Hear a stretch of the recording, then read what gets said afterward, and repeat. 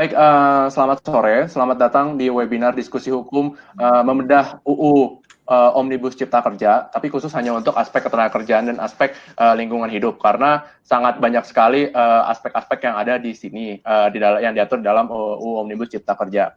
Nah, sudah bersama dengan kita semua hari ini. Saya perkenalkan terlebih dahulu. Pertama-tama ada Bang Damian Agata Juvens, selaku partner dari Arthur Law dan Council of Immanuel Sianipar Co. Selamat malam, Bang Agata. Selamat malam.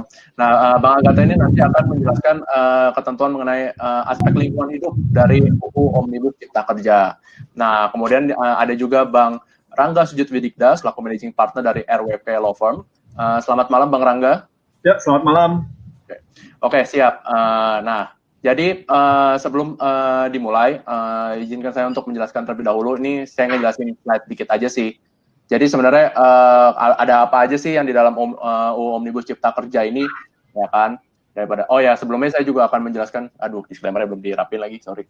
Jadi saya akan memberikan disclaimer umum bahwa semua pandangan yang disampaikan itu merupakan pendapat pribadi dari masing-masing panelis dan tidak ada yang mewakili institusi Law Academy, dan semua pandangan dan argumen yang disampaikan di dalam webinar ini tidak dapat dianggap sebagai pendapat hukum ataupun legal opinion. Kalau mau legal opinion, silahkan bayar kembali, nanti akan dikirimkan invoice ya. Dan kemudian yang ketiga, tidak ada maksud dan niat dari pihak manapun di dalam webinar ini untuk menyampaikan penghinaan ataupun pencemaran nama baik. Penyebutan nama dan merek usaha merupakan murni untuk kepentingan diskusi akademik. Oke. Nah, yang ketiga, yang untuk disclaimer khusus, pertama, draft yang digunakan dalam webinar ini adalah draft yang memiliki halaman 905 halaman dan sudah kami share di kolom files. Jadi silakan untuk di-download dengan judul UU Cipta Kerja Final Paripurna. Kita tidak tahu apakah ini adalah draft final, apakah dalam pemerintah ini memang ini adalah yang sudah di-submit ke Kemenkumham untuk nantinya akan di-submit ke lembaran negara dan tambahan lembaran negara, kita belum tahu, tapi setidaknya kita bisa membaca terlebih dahulu dan kita bisa membedah terlebih dahulu UU Cipta Kerja ini. Dan yang kedua adalah seluruh editan atau suntingan yang ada dalam draft UU Cipta Kerja yang nantinya akan ditampilkan baik oleh tim Law Academy ataupun dari panelis itu jika sudah ada editan dalam arti ada highlight, kemudian ada coretan, itu kemudian ada komen, itu tidak merupakan sebuah editan resmi dari pihak pemerintah.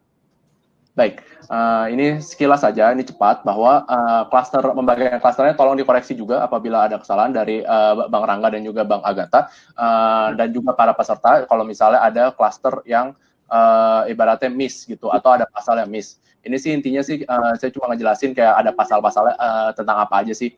Nah, yang pertama, itu ada ketentuan mengenai investasi. Nah, ketentuan mengenai investasi ini sebenarnya throughout dari RUU Cipta Kerja ini banyak sekali, terutama mengenai perizinan berusaha. Dan kalau khususnya untuk UU penanaman modal itu ada di pasal 77 UU Cipta Kerja, dan ini juga harus dibaca kembali, harus mau nggak mau harus di-align-kan dengan PPOSS, karena itu sudah menggunakan terminologi perizinan berusaha. Nah, yang kedua itu tentang penataan ruang. Yang ketiga itu tentang lingkungan hidup, yang nanti akan dibahas oleh Bang Agata lebih lanjut. Dan yang keempat itu ada bangunan gedung dan sertifikat layak fungsi. Ini juga menyakup UU arsitek yang baru dikeluarkan baru-baru ini beberapa tahun belakangan. Dan yang bangunan gedung ini tentunya akan mengacu kepada izin mendirikan bangunan atau IMB. Nah, kelautan dan perikanan, pertanian, kemudian ada kehutanan, energi dan sumber daya mineral. Ini termasuk UU Minerba, walaupun UU Minerba itu baru diganti, baru diamandemen baru-baru ini, tapi ternyata sudah UU Omnibus ini ada yang mengubah lagi, tapi kita belum baca lebih lanjut sih, karena dan juga bukan merupakan skop ruang lingkup dari webinar hari ini. Dan kemudian ada ketenaga nukliran, perindustrian, perdagangan, metrologi legal, JPH, jaminan produk halal, dan standarisasi dan penilaian kesesuaian. Ini perlu perhatikan juga kalau misalnya jaminan produk halal itu keberlakuannya itu masih ditunda-tunda sih beberapa kali gitu. Pekerjaan umum dan perumahan rakyat, kemudian ada transportasi, kesehatan, obat dan makanan, kemudian ada klaster pendidikan dan kebudayaan, tapi ini hanya khusus ke UU perfilman sih gitu. Jadi kalau misalnya ada concern dari pihak peserta mengenai UU mengenai komersialisasi pendidikan, mungkin nanti bisa disampaikan kepada kami apa concernnya sebenarnya gitu. Tapi hari ini memang khusus hanya untuk ketenagakerjaan dan lingkungan hidup. Nah, kepariwisataan, keagamaan, pos telekomunikasi dan penyiaran gitu, pertahanan dan keamanan, perbankan, kemudian ada ketenagakerjaan, dan ini yang nanti akan dibahas lebih lanjut oleh Bang Rangga. Kalau klaster ketenagakerjaan itu tidak bisa hanya tidak bisa hanya bahas UU ketenagakerjaan, karena juga tergantung mencakup juga UU sistem jaminan sosial, kemudian UU BPJS dan UU perlindungan pekerja migran Indonesia. Habis itu ada koperasi dan UMKM, atau keimigrasian, paten, merek juga. Jangan lupa juga kalau misalnya yang terkait sama hak kekayaan intelektual itu ada juga untuk perlindungan varietas tanaman, itu ada di klasternya pertanian kalau tidak salah. Perseroan terbatas, gitu. Pencabutan UU gangguan, jadi hinder ordonansi. Perpajakan, yang ini banyak mencakup sendiri itu semua ketentuan mengenai undang-undang perpajakan yang ada di Indonesia. Kemudian ada impor komoditas perikanan dan pergaraman. Penghapusan UU wajib daftar perusahaan, ini karena sudah di-align-kan dengan nomor induk berusaha. Kemudian juga ada badan usaha milik desa, persaingan usaha, dukungan riset dan inovasi. Ini walaupun ada UU BUMN, tapi kalau saya baca sekilas sih ini jadi dimasukkan bab baru mengenai bagaimana BUMN harus mendukung inovasi dan riset gitu. Jadi tidak secara BUMN, secara ke institusi sepertinya, tapi kita memang harus membedah lebih lanjut. Pengadaan tanah, habis itu pertanahan, sarusun untuk orang asing, WNA, habis itu hak atas tanah atau HPL ruang atas tanah dan ruang bawah tanah. Nah, kemudian ada kawasan ekonomi, yaitu dari kawasan ekonomi, kawasan perdagangan bebas, dan juga untuk pelabuhan bebas.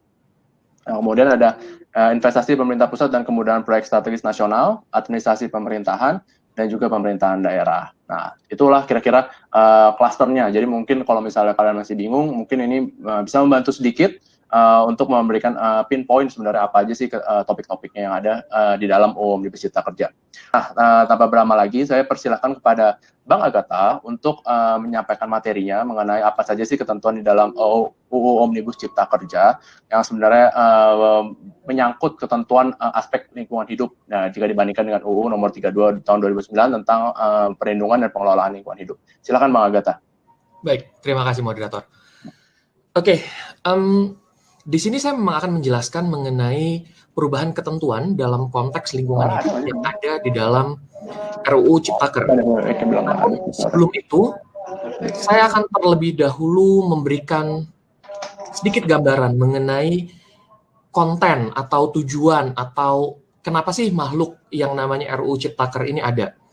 Secara sederhana, tujuan dari undang-undang ini adalah untuk menciptakan lapangan pekerjaan bagi seluruh rakyat Indonesia tentunya.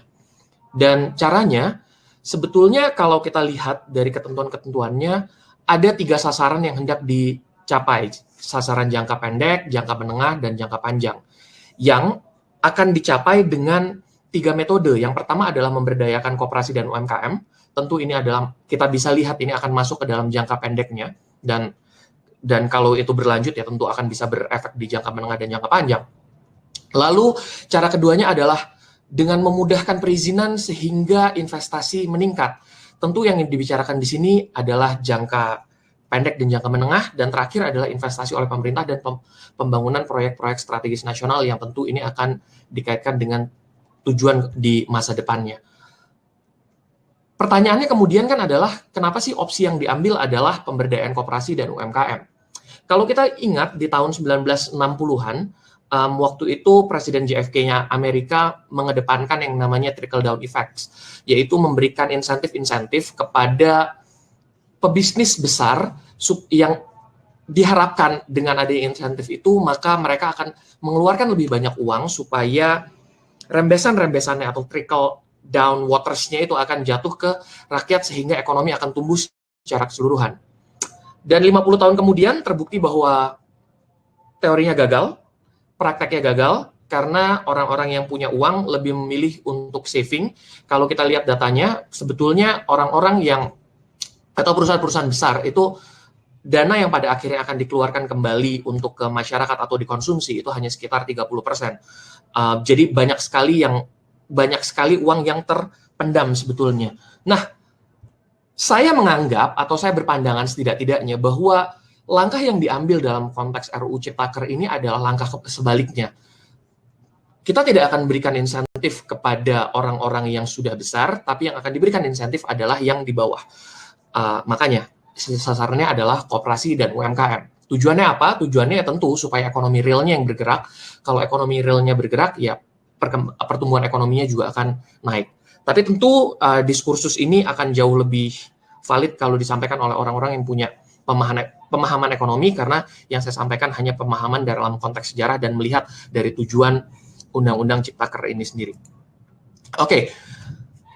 Bagaimana skemanya kemudian akan diberikan untuk mewujudkan tiga hal yang tadi saya katakan? Sekarang yang dilakukan oleh RUU Ciptaker ini adalah membagi klaster kegiatan usahanya menjadi 3, yaitu kegiatan usaha beresiko rendah, beresiko menengah, dan beresiko tinggi. Pembagian ini jadi penting khususnya kalau kita nanti lihat ke aspek lingkungan hidup, karena dengan adanya pembagian berbasis resiko ini akan sangat menentukan perizinan apa saja yang harus diurus dan syarat-syarat apa saja yang harus dimiliki sebelum seseorang bisa mulai berusaha. Baik, seperti yang tadi dikatakan oleh moderator, bahwa terminologi yang digunakan dalam RUU Ciptaker ini adalah perizinan berusaha. Di sini sayangnya kita bisa melihat sebuah anomali, karena sebetulnya hal ini kan adalah sesuatu yang dikoinkan melalui PPOSS yang mana menimbulkan kecurigaan, setidaknya dalam diri saya, bahwa sebetulnya RUU ini muncul bukan untuk membuat sebuah konsep baru, melainkan untuk menyesuaikan diri terhadap konsep yang ditawarkan dari PPOSS.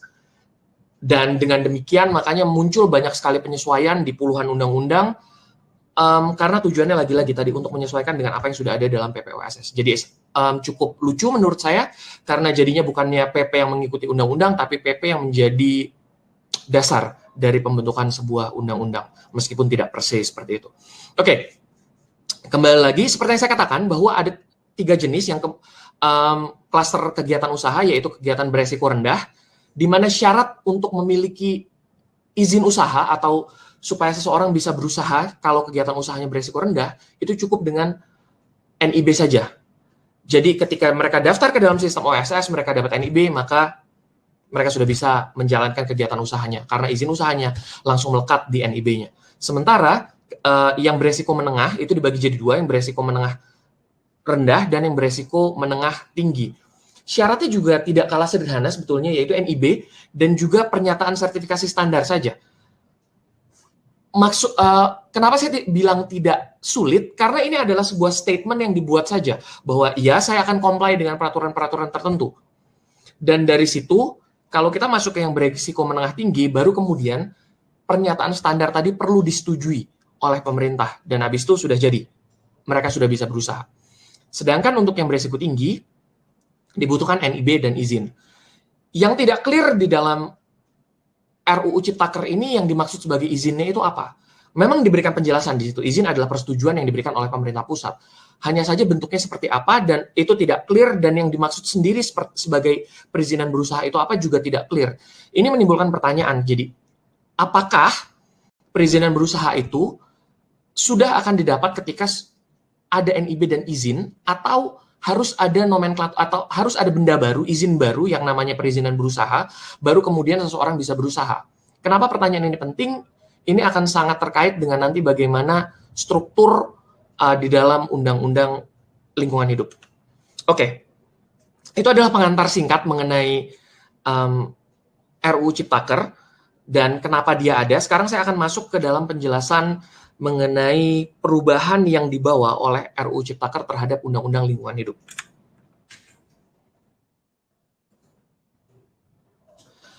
Kalau kita melihat dari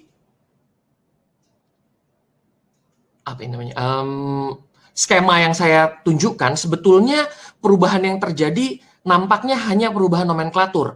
Yang tadinya izin lingkungan menjadi persetujuan lingkungan, yang sebelumnya izin usaha menjadi perizinan berusaha. Tapi sebetulnya tidak sederhana itu. Tapi ini saya hanya ingin menunjukkan skemanya, bahwa yang ada di Undang-Undang 32 2009 sama yang sekarang sebetulnya mirip-mirip, bahwa pertama sekali kalau ingin melakukan kegiatan usaha yang berdampak penting harus ada AMDAL, yang kemudian akan ada penilaian AMDAL, walaupun dalam konteks ini jadinya hasilnya akan ada keputusan kelayakan lingkungan hidup, dan kemudian dari situ keputusan kelayakan lingkungan hidup itu akan muncul persetujuan lingkungan dari pemerintah, dan terakhir dari situ baru muncul yang namanya perizinan berusaha. Meskipun lagi-lagi tidak clear apakah perizinan berusaha ini adalah makhluk sendiri atau dia terikut dengan izin sesuai dengan sektor atau bidang dari masing-masing kegiatan usaha yang akan dilakukan. Misalnya kalau kalau bagian pertambangan maka izin pertambangan, atau perlu ada izin pertambangan plus perizinan berusaha, itu yang tidak clear. Sementara kalau Undang-Undang 32 2009 kan prosesnya seperti yang sudah diketahui bersama-sama, ada AMDAL, penilaian AMDAL, kemudian izin lingkungan akan keluar bersama-sama dengan keputusan kelayakan lingkungan hidup. Di situ bedanya, dari situ baru bisa apply untuk izin usahanya. Oke. Yang tampak berbeda sebetulnya adalah kalau perizinan lingkungan hidupnya bagi kegiatan yang tidak berdampak penting. Jadi kalau dulu UKL-UKL itu sebetulnya mirip dengan AMDAL, meskipun skopnya lebih sedikit ya dibandingkan dengan AMDAL. Dari ada UKL-UKL kemudian akan ada penilaiannya, muncul izin lingkungan, dan kemudian baru izin usaha. Sementara kalau sekarang UKL-UKL itu dibuat hanya dalam bentuk standar saja. Dan ketika sudah dibuat standar, maka pelaku usaha cukup membuat pernyataan kesanggupan pengelolaan lingkungan hidup. Dan dari situ akan muncul persetujuan dari pemerintah dan muncullah perizinan berusaha. Oke. Ini adalah skema yang kemudian jadi roh dalam perubahan Undang-Undang 32 2009 yang dibuat dalam RUU Ciptaker. Nah, dari situ sebetulnya apa sih yang kita bisa dapat? Sebetulnya ada 4 hal major yang berubah dari Undang-Undang 32 2009 ke RUU Ciptaker. Yang pertama adalah partisipasi masyarakat. Ini penting sekali. Dalam Undang-Undang 32 2009, partisipasi masyarakat itu dimulai sejak penyusunan AMDAL. Sekarang juga masih, hanya saja kualifikasi masyarakatnya dipersempit. Sekarang dalam RUU Ciptaker, masyarakat yang dilibatkan dalam proses penyusunan AMDAL adalah masyarakat yang terdampak langsung yang relevan. Jadi ada 2 standar di situ. Pertama, harus dibuktikan bahwa masyarakatnya terdampak langsung, dan yang kedua harus dibuktikan juga bahwa dampaknya relevan. Ini bisa dilihat sebagai dari 2 arah tentu saja. Pertama, bisa dilihat sebagai upaya untuk mengurangi partisipasi masyarakat kalau kita melihatnya secara negatif. Yang kedua, tentu saja ini juga kita bisa lihat sebagai dalam kacamata yang lebih positif, dalam artian berarti orang-orang yang dilibatkan sudah pasti orang-orang yang terdampak langsung, dan di kemudian hari ketika mau menggugat, permasalahan soal legal standing-nya yang sekarang banyak sekali dipermasalahkan dalam gugatan lingkungan hidup akan jauh lebih sederhana pembuktiannya. Karena ketika dalam AMDAL, ketika mereka berpartisipasi dalam AMDAL, sudah pasti mereka punya kepentingan langsung dan kepentingannya relevan. Jadi pertanyaan soal legal standing seharusnya tidak jadi masalah di kemudian hari, kalau kita lihat secara positif. Partisipasi masyarakat berikutnya adalah, kalau dalam Undang-Undang 32 2009, masyarakat itu bagian dari komisi penilai AMDAL. Sekarang komisinya udah nggak ada lagi. Karena adanya tim penilai kelayakan lingkungan hidup, yang isinya adalah pemerintah pusat, pemerintah daerah, dan konsultan yang tersertifikasi. Ruang ini tadinya adalah ruang yang digunakan dengan sangat sering oleh teman-teman penggiat lingkungan untuk menentang suatu pembangunan yang tidak sesuai dengan lingkungan hidup, atau yang dapat mencemari lingkungan, atau yang dapat merusak lingkungan. Dengan tidak adanya ruang ini, ya proses pengawasan dari masyarakat sipil akan semakin sulit.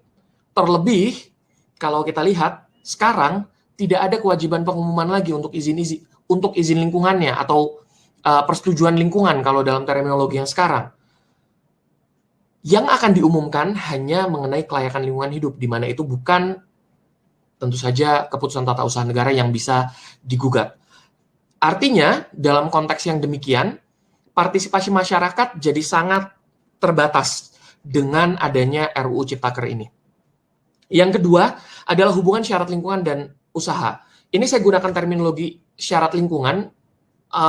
Ini adalah terminologi sendiri yang tidak ada dalam RUU Ciptaker, namun saya gunakan hanya untuk menyelaraskan antara apa yang ada dalam Undang-Undang 32 2009 dan Undang-Undang Ciptaker. Maksudnya di sini adalah, kalau dalam Undang-Undang 32, ketika izin lingkungan dibatalkan, maka izin usaha akan langsung gugur. Sekarang, ketentuan itu tidak ada lagi. Dalam press release yang disampaikan oleh Kementerian Lingkungan Hidup, mereka menyatakan memang masih bisa ada gugatan yang diajukan terhadap dalam konteks lingkungan, tapi itu diajukan kepada perizinan berusahanya.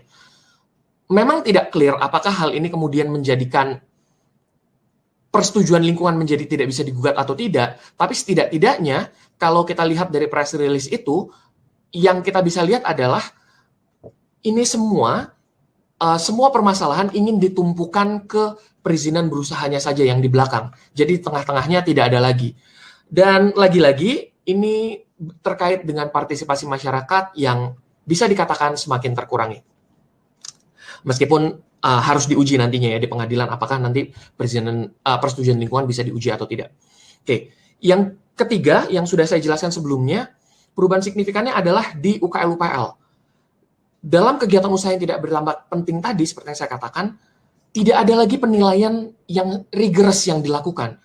Sekarang cukup membuat pernyataan saja, dan pernyataan itu kemudian akan diberikan persetujuan. Kalau kemudian kita sandingkan ini dengan mekanisme yang ada dalam undang-undang administrasi pemerintahan yang diubah dalam RUU Ciptaker ini, maka akan jadi sangat sederhana.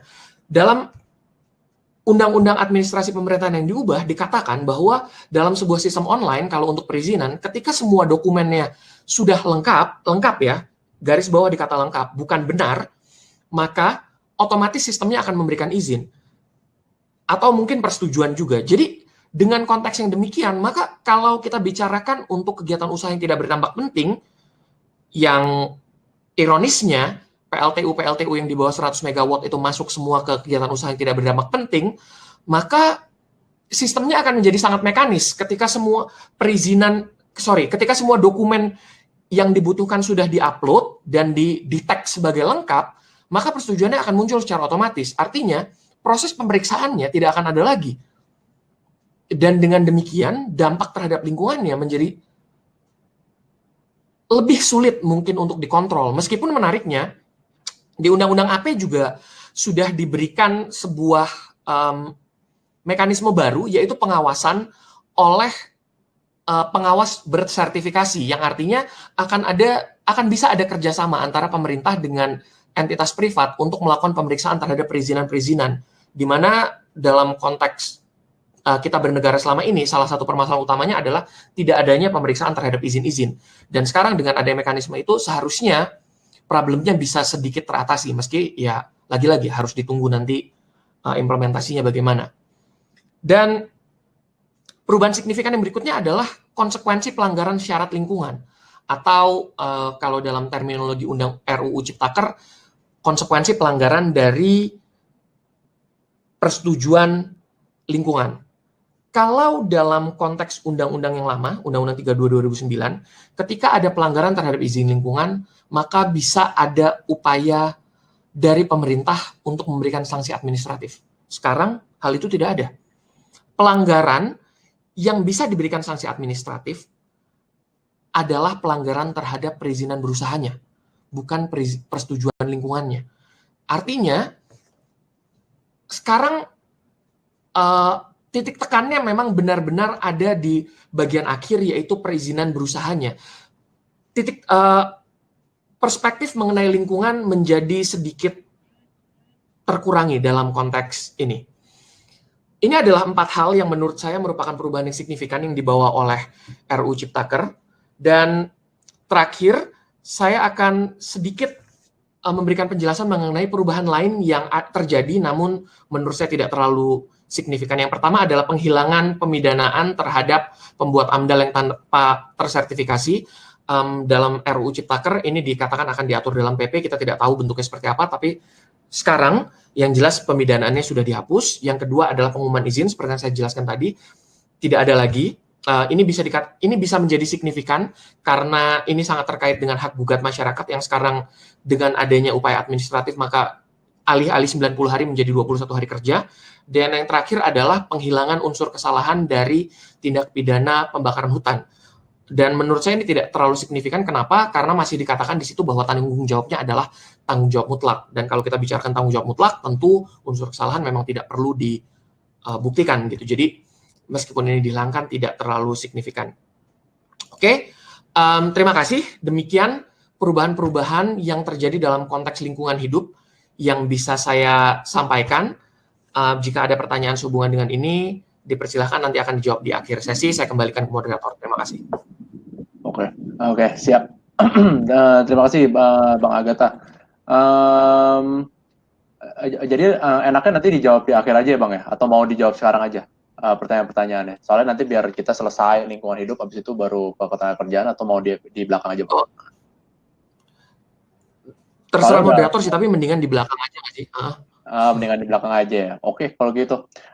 Baik, jadi pertanyaan sih udah dicatat sih beberapa gitu. Kemudian nanti berarti sekarang kita beralih ke Bang Rangga untuk menjelaskan materi mengenai ketenagakerjaan, aspek ketenagakerjaan. Sebentar Bang ya, di upload terlebih dahulu filenya.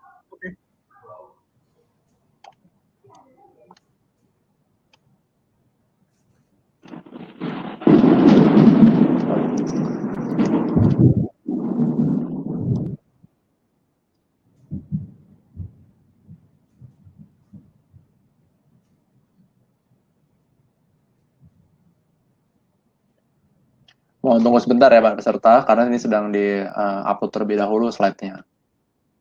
Mohon menunggu. Oke, siap. Oke, siap Bang Rangga, silakan. Ya, selamat malam semua. Oke, topik hari ini yang akan saya bawakan ini adalah perubahan ketentuan ketenagakerjaan dalam RUU Cipta Kerja. Ya, pertama-tama perkenalkan saya Rangga Setuti Dikda. Saat ini saya memanage sebuah law firm sendiri, Rangga Udida & Partners, di mana kasus-kasus yang saya tangani biasanya sehari-harinya berhubungan dengan ketenagakerjaan dan sengketa antar perusahaan. Bisa lanjut lagi? Oke, yang pertama-tama untuk kita bisa memahami RUU Cipta Kerja ini, identifikasi kepentingan para pihak itu menjadi sesuatu yang penting. Kalau kita bicara ketenagakerjaan, pada dasarnya ada 3 pihak yang berkepentingan di sini. Kalau kita lihat pertama pekerja, yang secara majornya pekerja akan concern kepada perlindungan kepada hak-hak yang dimiliki oleh pekerja, seperti pesangon, apakah dia bisa mendapatkan jaminan sosialnya gimana, upah minimumnya gimana, upah minimum, dan perlindungan ketika pekerja tersebut diputuskan. Dalam arti pesangon dan sisa masa kontrak itu gimana. Kalau untuk pengusaha, sebenarnya kalau yang saya lihat, ya setelah saya ngobrol-ngobrol dengan banyak pengusaha, cuma 2 intinya. Ngerekrut pekerja masih mudah atau enggak, dan PHK mudah atau enggak. Karena kalau untuk pengusaha dan untuk tenaga kerja itu yang paling penting. Kemudahan ini dalam arti apa? Kemudahan dalam arti kayak, apakah sekarang misalnya bisa jadi upah per jam, seperti yang banyak dibahas di isu-isu yang beredar? Apakah sekarang menurut pekerja ini bisa dengan tanpa kontrak misalnya, kayak atau misalnya pesangon juga tidak usah dibayar. Jadi kebanyakan concern pengusaha itu memang benar di daerah seperti itu. Meskipun ya kalau kita lihat di pamflet-pamflet yang beredar, lebih banyak hal yang tidak tepat. Nah, kalau untuk pemerintah ya sebagaimana yang banyak beredar di berita, mereka concernnya adalah kemudahan investasi dan pertumbuhan ekonomi. Nah, tapi apakah memang Undang-Undang Cipta Kerja itu mengakomodir kepentingan para pihak ini? Mari kita lihat berikutnya. Lanjut.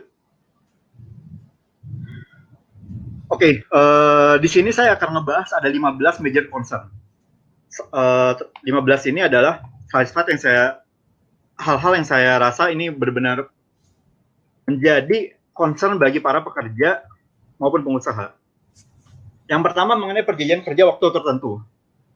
Batasan terhadap perjanjian kerja waktu tertentu saat ini masih menggantung di peraturan turunan atau peraturan pemerintah. Maksudnya apa? Maksudnya adalah berarti benar seperti yang dikatakan bahwa untuk mengkontrak dalam jangka waktu panjang secara teori itu dimungkinkan, secara teori. Meskipun kalau dari yang saya lihat sebenarnya bukan di jangka waktu seumur hidupnya, karena kalau pengusaha gini. Pengusaha itu kemungkinan kecil sekali akan mengkontrak lebih dari 5 tahun, 6 tahun, 10 tahun itu kemungkinannya kecil. Karena kalau misalnya terjadi sengketa, mereka harus bayar sisa masa kontrak. Jadi kalau misalnya kayak ada pengusaha yang saat ini kan masih gantung nih, belum ada batasannya. Terus mereka langsung manfaatin untuk mengkontrak PKWT 10 tahun, itu sebenarnya riskan banget ya pengusahanya. Karena kalau sampai nanti mereka mecat, itu mereka harus bayar kompensasinya sangat tinggi. Apalagi saat ini pengunduran diri dan mangkir itu dikatakan sebagai pemutusan hubungan kerja. Ini jadi sebenarnya yang lebih mungkin ini adalah untuk perpanjangan yang kayak cuma sebulan, 2 bulan, 3 bulan yang terus-terusan. Concernnya sebenarnya lebih berbahaya daerah situ. Jadi kemungkinan sebelum ada peraturan turunan, ya pekerja-pekerja yang harusnya sudah dipekerjakan 2 tahun, 3 tahun, 5 tahun, itu bisa diperpanjang ke sebulan, 2 bulan, sampai akhirnya peraturan pemerintah keluar. Yang kedua, outsource. Outsource ini memang dihilangkan batasannya. Jadi secara teori saat ini batasan-batasan bahwa misalnya outsource cuma bisa untuk pekerjaan tertentu itu hilang. Namun di sini kalau saya pemerintah di sini dia mengimbangi dengan kewajiban pemenuhan hak pekerja secara hukum. Jadi kan banyak tuh kalau kita melihat beredar tuh bahwa sebenarnya gini, kekhawatiran orang di outsource apa sih? Haknya bahwa wah kalau di outsource nanti dipotong gaji, dibayar di bawah UMK, terus bisa dipecat kapan aja. Sebenarnya hal-hal seperti itu yang banyak ditakutkan. Dimana kalau saya lihat di outsource ini, iya, di satu sisi memang batasan dihilangkan, tapi di satu sisi yang namanya hak pekerja diwajibkan. Diwajibkan oleh siapa? Diwajibkan ke siapa? Diwajibkan untuk perusahaan alih dayanya, perusahaan outsource-nya. Dimana, jadi di sini yang kita memang jadinya loophole di ini, kekurangan dan kelebihan outsource diganti. Jadi batasan dihilangkan, tapi hak tenaga kerja itu diwajibkan ada. Dan diharuskan minimal sama dengan perusahaan pemberi pekerja. Maksudnya gimana? Jadi maksudnya kalau misalnya kalian misalnya jadi cleaning service, ada jadi cleaning service di satu perusahaan A. Terus tiba-tiba di outsource nih ke perusahaan B. Nah, sebagai sesama cleaning service itu haknya harus sama. Baik perusahaan A maupun perusahaan B. Jadi perlindungannya seperti itu. Dan ini merupakan sesuatu yang terstate di undang-undang. Terus kalau untuk tenaga kerja asing, kan ada kekhawatiran juga, karena tenaga kerja asing ini bisa menduduki banyak sektor nih. Kita bisa ketemu kasir, ya atau cleaning service dari luar. Enggak. Pembatasan masih berlaku, tapi memang ada kelemahan gini. Sekarang adanya posisi tertentu yang tidak membutuhkan tenaga kerja pendamping. Mungkin kalau yang perusahaannya internasional, kan biasanya suka ada tuh tenaga kerja pendamping untuk pekerja-pekerja ahli. Jadi tenaga kerja pendamping ini apa? Tenaga kerja pendamping ini adalah pekerja-pekerja yang diharapkan menerima pengalihan keahlian dan pengalihan skill teknologi dari tenaga kerja asing. Jadi misalnya kayak untuk manajer GM, misalnya ada posisi di mana GM-nya asing, itu harus ada tenaga kerja pendamping yang menyerap skill dan teknologi dari si GM ini. Cuma di Undang-Undang di Undang-Undang Cipta Kerja ini ada posisi-posisi tertentu yang di mana tidak ada tenaga kerja pendamping, yang berarti pengalihan skill dan teknologi ini belum tentu berjalan. Kalau dulu yang tidak ada tenaga kerja pendamping itu cuma direktur dan komisaris. Kalau sekarang nggak jelas nih posisi apa yang bisa aja tidak ada tenaga kerja pendamping. Jadi kalau di sini concern-nya jadi tenaga kerja asing ini bukan di bawah batasannya hilang. Jadi tenaga kerja asing ini concern-nya adalah adanya posisi-posisi tertentu tadi yang belum tentu ada tenaga kerja pendampingnya.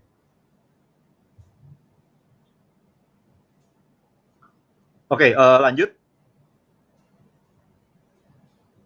Oke, untuk libur. Jadi dulu kalau kita bicara libur, itu memang ada 2 opsi. 5 hari kerja 2 hari libur, dan 6 hari kerja 1 hari libur. Tapi sekarang diubah menjadi paling sedikit 6 hari kerja 1 hari libur. Nah ini kalau misalnya ada yang ngeliat thread saya di Twitter, ini menjadi masalah begini. Yang namanya HRD perusahaan, atau itu kan biasanya kayak ngeliatnya gampangnya aja kan. Ngeliat gampangnya aja dalam arti, ini pengaturannya gimana di undang-undang? Oh ini sekarang 6 hari kerja 1 hari libur, ya udah ganti aja. Padahal sebenarnya kebijakan yang saat ini ada, yang 5 hari kerja 2 hari libur itu tidak perlu diganti. Cuma jadi jatuhnya memang di perusahaan-perusahaan ini bisa jadi akan ada banyak perubahan-perubahan di mana hari Sabtu yang umumnya dikenal sebagai hari libur bisa jadi bukan hari libur lagi. Karena ya tadi, kalau misalnya di undang-undang ditulisnya paling sedikit 6 hari kerja 1 hari libur, ya kita lihat dari sisi pengusaha. Ya pengusaha kalau misalnya hari kerjanya semakin banyak, tentu mereka semakin, ya kenapa harus dikurangin? Jadi di sini ya memang hari libur ini salah satu yang bermasalah. Salah satu yang berpotensi untuk memperbanyak hari kerja kita. Lalu cuti tahunan. Cuti tahunan ini tetap ada. Tapi kalau cuti panjang itu tidak lagi diwajibkan.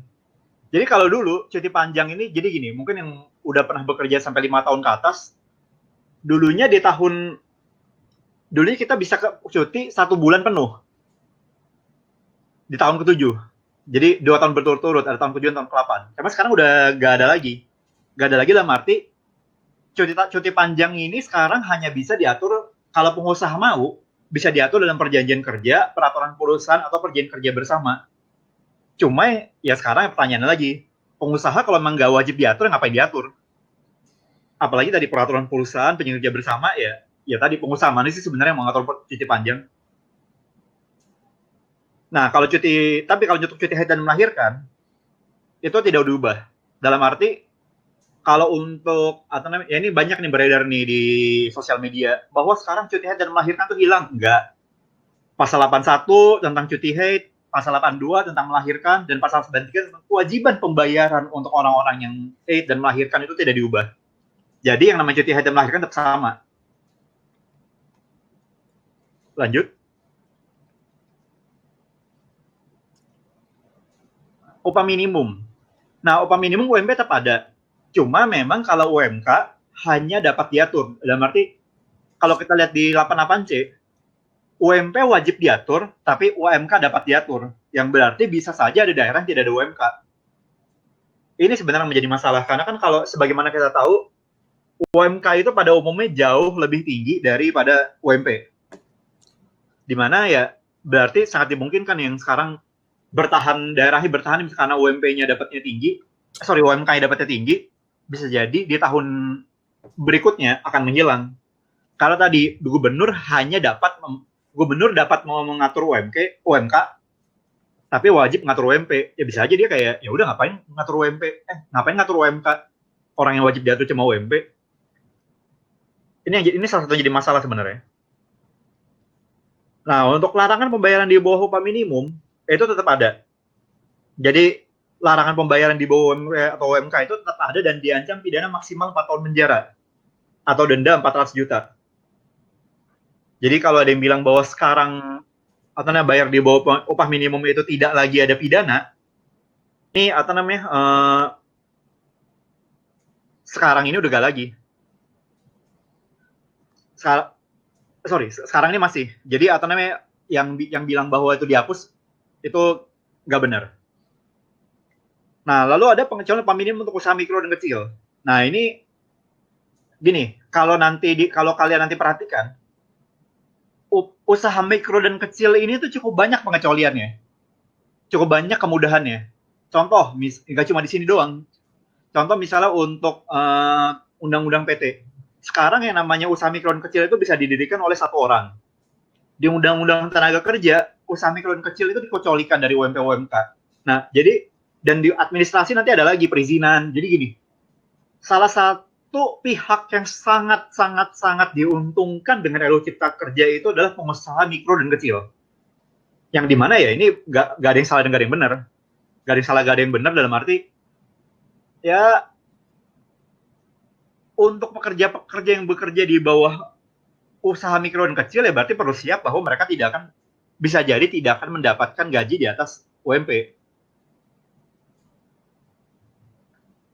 Jadi memang usaha mikro dan kecilnya sangat didorong. Nah, tapi untuk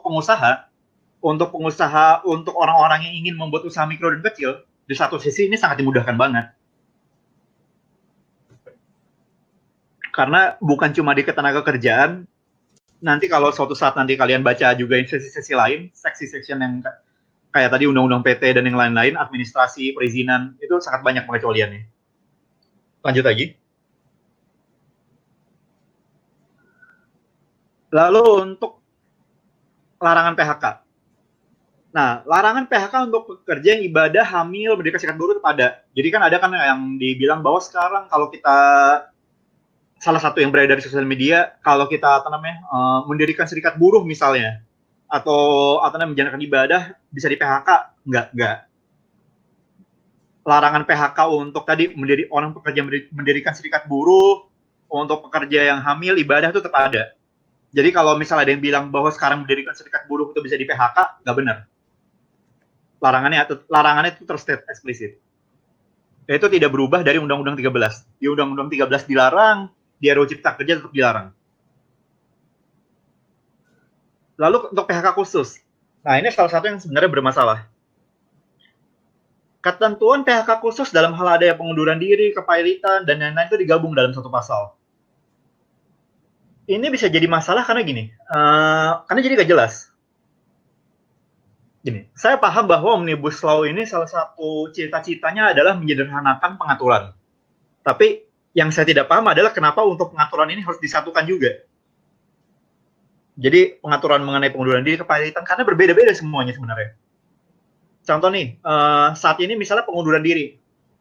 Pengunduran diri itu kan harusnya pekerja mendapatkan uang pisah. Cuma sekarang pengunduran diri masuknya pemutusan hubungan kerja. Berarti apa? Berarti untuk pengusaha bisa jadi ketika pengunduran diri harus bayar pesangon juga. Bisa jadi. Ya meskipun itu menguntungkan buat pekerja ya. Tapi apakah benar begitu? Kita nggak tahu. Kita nggak tahu karena saat ini pasal 154A ini pengaturannya itu digantungkan ke peraturan pemerintah. Jadi sekarang nggak jelas nih. Sekarang nih nggak jelas apakah pengunduran diri, kepailitan, dan lain-lain ini pengaturannya bakal kayak gimana. Dan itu salah satu isu yang menurut saya sangat bermasalah di Undang-Undang Cipta Kerja. Karena sekarang nggak tahu lagi nih orang kalau di perusahaannya merger, kalau perusahaannya pilot, kalau perusahaannya efisiensi, dia dapat hak apa? Nggak jelas sekarang. Pesangon. Nah, ini mungkin kalau ada di antara kalian yang melihat thread saya di Twitter, ini salah satu hal yang sangat bermasalah. Di mana pengubahan ketentuan pesangon dan penghargaan masa kerja dari paling sedikit menjadi paling banyak. Ini sebenarnya bermasalah begini. Ini mungkin kita bisa lanjut dulu. Biar sekalian. Nah, ini bermasalah begini. Karena kalau saya lihat di jumlah pesangon itu kalau kita lihat tetap sama. Untuk PHK yang secara umum ya. Jumlah maksimal pesangon tetap 9 bulan upah, dan penghargaan masa kerja itu tetap 10 bulan upah. Tapi, mungkin kalau ada yang nonton press conference dari Menteri Tenaga Kerja, Ibu Ida kemarin, di situ Menteri Tenaga Kerja kita menyatakan bahwa pesangon itu dikurangi jumlahnya menjadi jumlah yang bisa dibayarkan oleh perusahaan. Di mana salah satu, mungkin kalau ada yang lihat, memastikan pekerja benar-benar bisa mendapat pesangon. Nah, ini jadi masalah. Jadi masalah kenapa? Karena kalau kita lihat di jumlah pesangon, tetap sama jumlahnya. Lah, berarti kalau jumlah pesangon tetap sama, yang dikurangi apa dong? Yang dikurangi tadi berarti yang paling banyak. Dan berarti yang tadinya paling, mungkin saya mundur lagi saat sebelumnya. Nah, ketika jumlah pesangon tetap sama, kalau yang untuk PHK yang normal, berarti yang bisa jadi ini bukan typo. Jadi kan kemarin kan salah satu pembicaraan di sosial media adalah ini typo kali, nggak mungkin paling sedikit bisa jadi paling banyak. Nah, ini bisa jadi bukan typo. Karena kalau dilihat dari press release Menteri Tenaga Kerja, dia si Ibu Ida menyatakan bahwa memang ada pengubahan di pesangon. Nah, jadi ini perlu siap-siap di sini nih. Perlu siap-siap dalam arti bisa jadi ini ya beneran di mana kalau kalian mau di PHK nanti dengan bayaran 1.000, 10.000, 100.000, ya mau gak mau ya harus ke PHI. Kalau misalnya emang mau dipertentangkan. Karena tadi ya pesangon itu sekarang diubah jadi masih sedikit jadi paling banyak. Dan bisa jadi ini bukan typo, bisa jadi ya. Cuma kan saat ini seperti yang sama-sama diketahui, ini belum clear nih draft ini nih apakah draft beneran final atau bukan, karena kan udah diketok palu, ditarik lagi saat ini kan, kayak tiba-tiba dibilang ini belum final. Jadi kita nggak tahu nih, tapi ada kemungkinan ketika jumlahnya tetap sama, ya berarti yang akan yang ketika dibilang jumlah pesangon ini sekarang dibuat bisa dibayarkan oleh pengusaha, ya tadi dari paling sedikit jadi paling banyak. Lanjut lagi. penggantian hak itu hilang. Penggantian hak untuk perumahan dan pengobatan atau perawatan ditetapkan dari pesangon dan penghargaan masa kerja. Jadi kalau misalnya kita lihat di pasal 156 ayat 4, itu dulu penggantian selain pesangon dan penghargaan masa kerja, ada penggantian perumahan dan pengobatan itu 15% dari pesangon dan atau uang penghargaan masa kerja. Itu hilang. Yang terakhir, nah ini salah satu yang cukup banyak beredar juga. Jadi ada isu bahwa kalau misalnya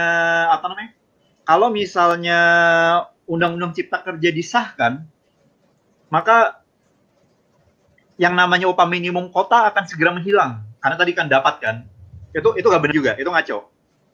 Karena untuk pertama kali upah minimum ini ditetapkan, upah minimum yang berlaku itu tetap upah minimum yang ditetapkan berdasarkan Undang-Undang Nomor 13 Tahun 2003. Jadi untuk misalnya ini ditetapkan sekarang, dari 2020 ke 2021 bisa jadi tetap sama. Cuma nanti di setelahnya ini bisa jadi UMK menghilang mungkin. Lanjut lagi.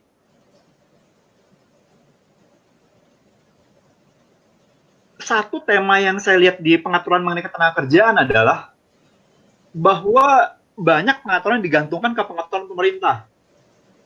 Seperti PKWT, upah satuan waktu dan satuan hasil, pengaturan mengenai upah minimum, PHK, dan yang digantungkan ini pengaturan-pengaturan yang core, pengaturan-pengaturan yang memang merupakan inti dari Undang-Undang Tenaga Kerja. Jadi saat ini tuh kita nggak pasti, dalam arti apakah Undang-Undang Cipta Kerja ini akan menekan buruh atau justru malah berbalik menekan pengusaha, kita nggak tahu. Yang kita bisa tahu adalah saat ini pengaturannya seperti tadi.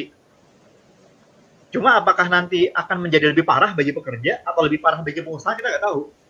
Karena yang digantungkan tadi misalnya batas waktu PKWT digantungkan, PHK digantungkan, upah tadi satuan waktu satuan hasil digantungkan, upah minimum digantungkan. Jadi pengawasan terhadap UU Cipta Kerja ini sebenarnya tidak berhenti ketika Undang-Undang Cipta Kerja disahkan. Enggak. Nantinya bisa jadi akan ada permasalahan lagi ketika nanti peraturan pemerintah dibuat. Jadi ini menjadi masalah. Lanjut.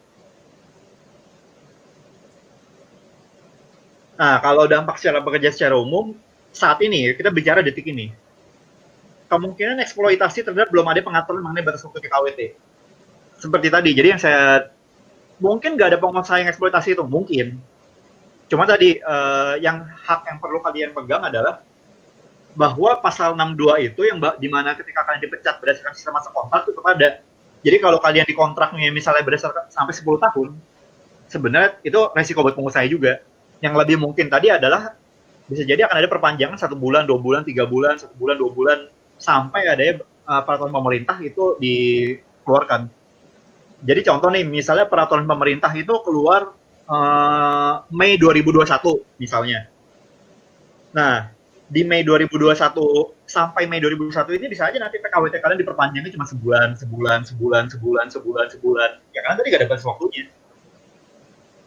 Jadi sebenarnya lebih mungkin seperti itu. Ya meskipun kalau kita lihat di Jokowi kan menyatakan bahwa maksimal 3 bulan akan keluar peraturan pemerintah. Kita lihat saja itu apakah benar atau enggak. Nah, salah satunya juga adalah timbulnya hak secara tegas untuk meminta perusahaan outsourcing memenuhi hak dan undang-undang. Jadi sekarang ini kalau kalian misalnya mendapatkan pembayaran di bawah UMK, misalnya, ya kalian bisa bawa pasal 66 ayat 2. Nggak bisa. Di pasal 66 ayat 2, perusahaan outsource itu wajib memenuhi hak dalam undang-undang. Atau setidaknya sama dengan perusahaan pemberi kerjanya. Jadi, untuk yang bilang bahwa nanti, wah kalau outsource sekarang bisa dipecat kapan aja gitu-gitu, ya enggak. Justru dengan adanya RUU Cipta Kerja, kalian bisa menuntut secara tegas hak kalian bahwa di pasal 66 ayat 2, perusahaan outsource ini wajib memenuhi hak kalian. Nah, tapi untuk kalian yang bekerja di usaha mikro dan kecil, ya kan jadi dilindungi oleh UMP atau UMK. Dan saat ini yang juga sangat bermasalah adalah dapat dipercatnya pekerja dan pesangon yang kecil. Jadi ya, ini salah satu masalah yang cukup berat. Yang dimana kalian yang memiliki masa kerja di atas 5 tahun, 6 tahun, 7 tahun, 10 tahun, ya sangat mungkin bagi kalian untuk dipecat dengan pesangon yang kecil. Dampaknya seperti itu. Yang saya lihat ini cukup gini, dampak yang sangat berimpact kepada pekerja secara langsung. Lanjut aja. Oh, thank you. Ya, jadi ya sekian sharing dari saya hari ini. Ya, moga-moga dapat membantu. Untuk tadi, ini slide ini nantinya akan saya share. Ini bisa di-share Bapak Moderator. Dari mana pasal-pasal yang saya jadikan rujukan itu saya tuliskan di setiap tadi di setiap poin. Jadi kalau kalian pengen ngecek di draft yang saat ini beredar, bisa langsung dicek. Misalkan tadi pasal 156 ayat 4 benar nggak sih? Bisa dicek. Pasal 59 ayat 4 benar nggak sih? Bisa dicek. Jadi nanti kalian setelah di sesi ini, kalau pengen ngecek langsung ke draft yang beredar secara final itu bisa langsung dicek. Sekian, terima kasih. Oke, siap. Terima kasih Bang Rangga atas pemaparannya. Oke, sekarang kita langsung masuk ke sesi tanya jawab nih. Nah, kita mulai terlebih dahulu dari lingkungan hidup. Untuk bagian lingkungan hidup terlebih dahulu, Bang Agatha, apakah sudah online, Bang? Oke, siap. Jadi kita jawab beberapa pertanyaan ya, Bang. Jadi kalau mungkin juga bisa digunakan screen share dari Bang Agatha untuk membandingkan ketentuan pasalnya, gitu. Jadi pertanyaan, mohon diingat juga bagi para peserta karena ini banyak sekali pertanyaannya, maka tidak akan semua pertanyaan itu akan dijawab, tapi akan mohon maaf karena ada keterbatasan dari waktu. Oke, Bang Agatha bisa juga memperhatikan di kolom chat, karena saya akan membacakan pertanyaan itu dari yang ada di kolom chat. Ini sih sudah saya kopas nih ke bagian Word. Jadi untuk pertanyaan dari Reza Octaviano, bagaimana realisasi pengalihan kewenangan ke pemerintahan pusat semenjak disahkannya RUU Ciptaker ini, terutama dalam hal kewenangan perizinan usaha, karena masih ada ketidakseragaman satu daerah dengan daerah yang lain mengenai izin-izin yang diperlukan untuk suatu kegiatan usaha yang sama atau sejenis. Oke. Kalau bicara realisasi ya masih belum bisa dijawab karena sekarang diundangkan juga belum, PP-nya juga belum ada. Cuman memang tren yang cukup menarik adalah memang ada rebalancing antara kekuasaan pusat dan daerah dengan adanya RUU Ciptaker ini. Secara umum tadi kalau kita ngelihat di usaha-usaha untuk yang resikonya tinggi, izin itu didefinisikan sebagai persetujuan yang diberikan oleh pemerintah pusat saja. Jadi nantinya kalau kita hanya bicara untuk usaha yang resikonya tinggi, maka semuanya akan tersentralisasi di pusat perizinannya, maka permasalahan-permasalahan mengenai tidak sinkronnya ketentuan di masing-masing daerah, lagi-lagi kalau yang berhubungan dengan kegiatan usaha yang resikonya tinggi, seyogyanya tidak terjadi lagi. Tapi ya, let's see. Siap, lanjut Bang ke pertanyaan dari mengenai AMDAL dari Lembayung Lojingga. Halo, izin bertanya. Jadi pada intinya AMDAL akan tetap ada di RUU Ciptaker, tetapi masyarakat yang berpartisipasi dibatasi jumlahnya, tanda tanya. Kemudian jika dibatasi jumlahnya, apakah akan berdampak besar bagi masyarakat? Ini menyambung juga terkait AMDAL. Apakah ahli lingkungan di luar masyarakat yang terdampak langsung tidak bisa memberikan pendampingan?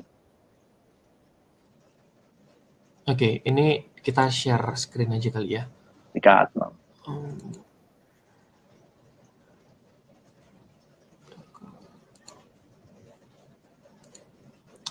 Ini saya buat ini spesifik untuk yang lingkungan saja. Nah, Siap, Bang.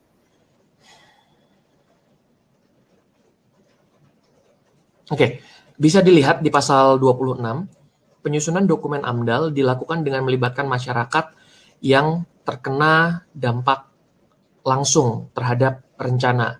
Dan kalau yang tadi saya katakan dampak langsung relevan itu adalah yang saran atau masukan. Oke, di sini terlihat sekali bahwa memang sudah sangat dibatasi siapa yang bisa berpartisipasi dalam konteks penyusunan dokumen AMDAL. Ahli-ahli lingkungan yang kalau dia bukan masyarakat, jadinya ya mungkin jadi tidak bisa ikutan, tapi bukan berarti benar-benar hilang kesempatan bagi ahli-ahli tersebut, karena bisa saja mereka bergabung ke dalam tim uji kelayakan sebagaimana diatur dalam pasal 24 ayat 3, di mana di sini dikatakan bahwa tim uji kelayakan salah satunya adalah unsurnya adalah ahli bersertifikat. Jadi mungkin ahli-ahli lingkungan bisa masuk, kalau masih ingin berpartisipasi bisa masuk ke dalam konteks yang ini. Apakah akan berpengaruh besar kepada masyarakat? Ya bisa iya bisa tidak, dalam artian dampak yang pasti kita bisa lihat adalah ya belum tentu mereka akan tahu ketika akan ada sebuah kegiatan di daerah mereka lagi, belum tentu akan ada informasi yang memadai bagi mereka, karena pemaknaan mengenai masyarakat yang terdampak langsung ini kita masih belum tahu bagaimana nanti cara memaknainya. Di sini kan dikatakan akan diatur dalam PP, ya lagi-lagi kita masih nunggu nanti sih untuk bisa ngelihat bagaimana pada akhirnya pendefinisiannya, siapa saja yang akan dilibatkan, perannya seperti apa, kira-kira seperti itu. Oh ya, untuk intermezzo sedikit bagi para peserta bahwa di dalam UU Cipta Kerja ini PP-nya itu ketentuan peralihannya itu ditegaskan bahwa dalam jangka waktu 3 bulan setelah diundangkan UU Cipta Kerja ini. Kalau Pak Jokowi bilang di media itu 1 bulan, tapi sebenarnya balik lagi tidak ada sanksi apabila peraturan pemerintah itu tidak keluar di jangka waktu yang diberikan, dan itu sudah sangat sering ya Bang Agatha ya, kalau misalnya peraturan pemerintahnya itu munculnya itu lama banget di beberapa bahkan udah jauh lebih lama lah. Contohnya itu salah satu contohnya adalah Undang-Undang Jaminan Perlindungan Halal, itu bisa dicek. Baik, lanjut kita ke pertanyaan selanjutnya. Ini mengenai dari Nursina Afriana, mau tanya, dalam UU Ciptaker menghapus pasal 36 terkait perizinan dalam UU PPLH. Yang saya lihat artinya tidak ada izin lingkungannya. Apa pertimbangan dari izin lingkungannya dihapus gitu? Kalau untuk pertimbangan mungkin tidak bisa dijawab dari kita karena kita bukan dari pemerintah, tapi mungkin bisa dijelaskan lebih lanjut oleh Bang Agatha. Silakan, Bang. Oke. Seperti yang tadi sudah dijelaskan, memang terminologi izin lingkungan sudah tidak ada. Sekarang diganti menjadi persetujuan lingkungan. Secara nomenklatur dia berubah, esensinya berubah atau tidak. Kalau secara teoritis ya memang persetujuan levelnya ada di bawah izin, tapi secara praktek kita nggak tahu ya nanti bentuknya nanti akan berpengaruh sejauh apa, karena kalau dikatakan apakah persetujuannya tidak dapat digugat nantinya karena bentuknya persetujuan dan bukan izin, belum tentu juga, karena definisi KTUN itu sudah berubah.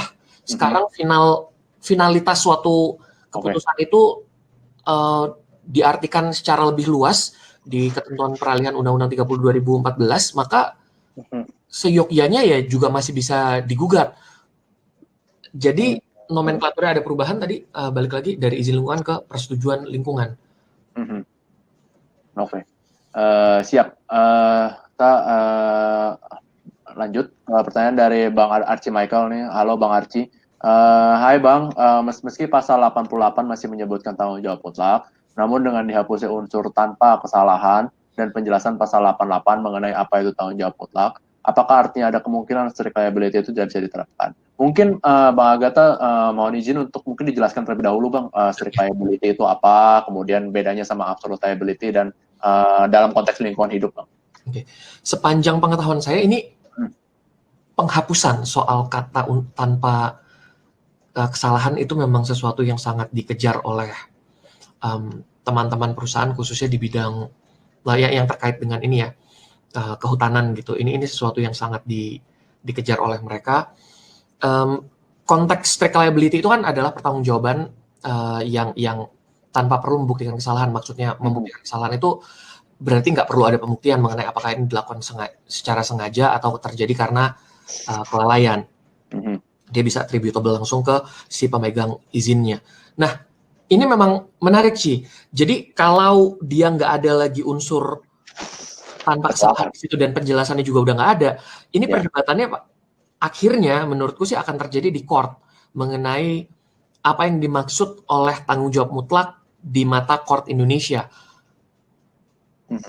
Dan ya balik lagi, ini adalah celah-celah yang ditinggalin banget sih, yang dibuat banget oleh RUU Ciptaker ini. Kayak misalnya tadi yang soal keterlibatan masyarakat, definisi masyarakatnya, ini semua pada akhirnya akan menyisakan perdebatan di court semua, dan yes, mungkin banget strict liability-nya jadi cuma nama doang, dibilangnya tanggung jawab mutlak, tapi sebenarnya secara praktek nanti jadi nggak ada, bisa aja. Oke, siap Bang. Kemudian lanjut, pertanyaan dari Lukmanul Hakim ini terkait UKL-UPL Bang. Untuk kegiatan yang dampaknya tidak penting dalam penyusunan UKL-UPL-nya tidak diperlukan lagi matriks UKL-UPL yang memuat cara pengelolaan dan pemantauan lingkungan hidup, tanda tanya. Oke, UKL-UPL yang sekarang bentuknya adalah standar. Jadi standarnya kayak apa juga saya sebenarnya nggak terlalu clear di situ juga, peraturannya kan nggak clear ya.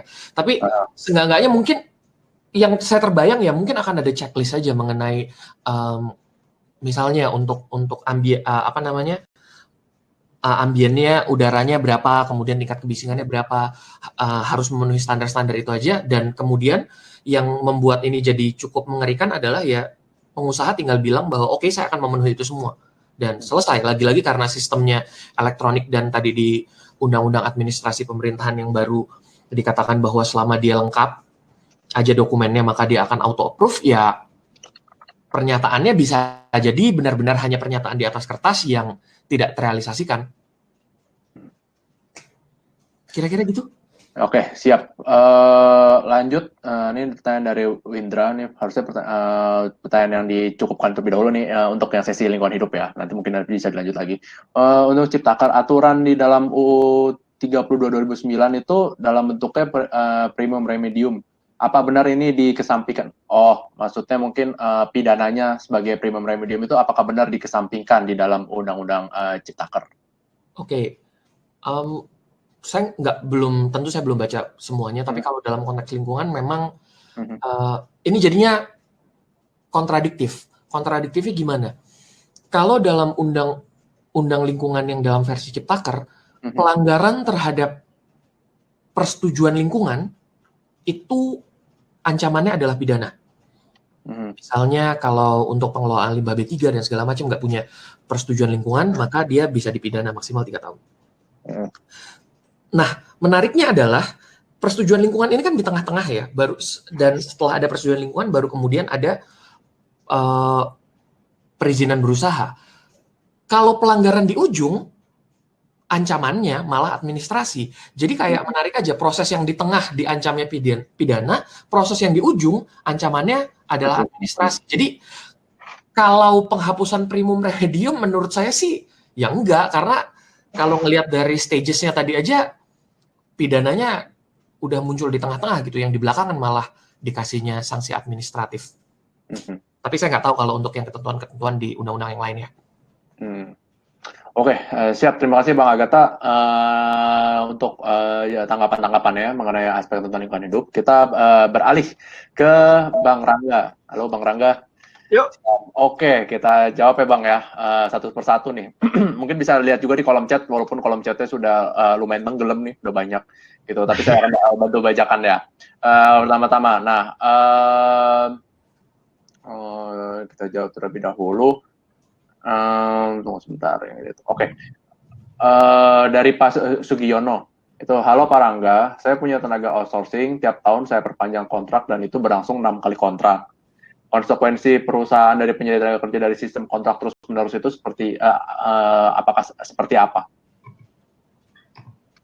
Gini, kalau kita bicara ini kan berarti 6 tahun udah cukup lama ya. Yang berarti itu berlakunya Undang-Undang 13 2003. Nah, kalau kita lihat di pasal 59, konsekuensinya berarti tenaga kerja outsourcing itu menjadi karyawan tetap. Karena kalau kita lihat di pasal 59 ayat 7, pelanggaran terhadap ketentuan di pasal 59 tentang perpanjangan maksimal dapat diperpanjang sekali dalam waktu paling lama 2 tahun. Dapat diperpanjang dalam waktu paling lama setahun. Itu ya berarti itu konsekuensinya jadi karyawan tetap. Kalau dalam Undang-Undang Ciptaker yang disahkan saat ini belum ada. Saat ini berarti belum ada ya, dengan sistem seperti itu malah dimungkinkan ada loophole berarti Bang ya? Ya, jadi kalau kita bicara sebelum peraturan pemerintahnya keluar, karena tadi kan di pasal 59 itu kan digantungkan ke peraturan pemerintah. Nah, sebelum peraturan pemerintahnya keluar ya berarti belum ada konsekuensi dari perpanjangan ini. Tapi kalau kayak detik ini dari pekerja dari perusahaan Pak Giono menggugat untuk jadi pekerja tetap, itu sebenarnya sangat dimungkinkan. Bisa ya. Oke. Siap. Lanjut ketentuan mengenai tenaga kerja asing, Bang. Ini pertanyaan dari Azam Fauzan Akmal. Terkait tenaga kerja asing, apakah benar banyak penyederhanaan untuk pengadaan tenaga asing? Pertanyaan keduanya, dan tenaga asing dapat menempati sektor-sektor yang sebelumnya tidak diperbolehkan. Ini kalau dibilang yang pertama ya, kalau kemudahan sebenarnya enggak juga dalam arti kalau kita lihat di pasal 42 dan 45, kalau kemudian bisa jadi, tapi minor dalam arti tenaga kerja asing ini saat ini masih perlu tenaga kerja pendamping, masih perlu RPTKA, rencana penggunaan tenaga kerja asing masih perlu.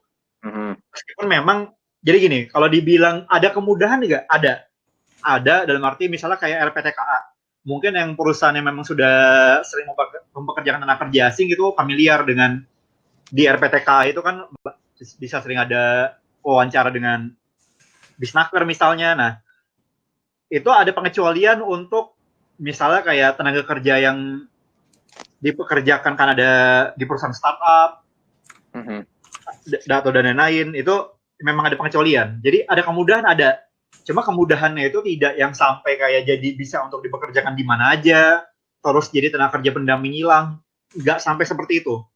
Jadi dimudahkan tapi tidak seperti yang beredar di sosial media. Karena kalau sosial media kan kayak wah jadi bisa untuk apa aja, bisa untuk kayak kasir yang udah siap-siap ketemu.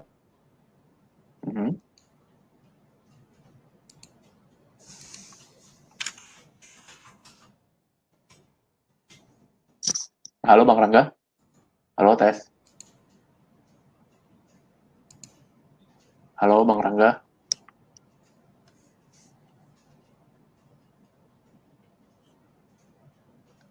Halo Bang Rangga. Sepertinya Bang Rangga sudah mengalami gangguan teknis. Mohon ditunggu bagi para peserta.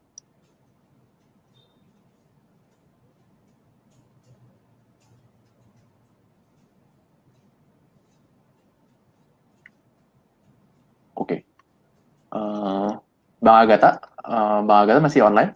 Iya. Oke. Ya, ini sepertinya Bang Rangga masih ada gangguan teknis nih.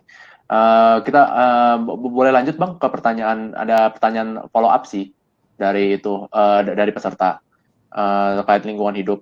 Kalau tim ahli kelayakan itu apakah independen dan siapa yang menunjuk timnya, Bang?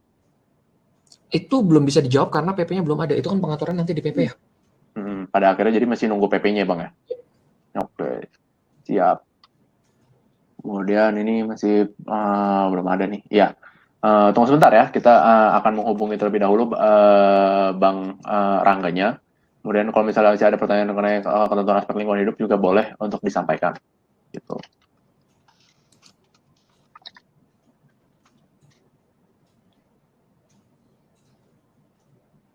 Iya. Oke, kemudian dari apakah ada pertanyaan? Ini ada tanggapan dari Bang Arci. Jadi kembali ke kebijaksanaan hakim dan court ya. Terima kasih Bang Agatha.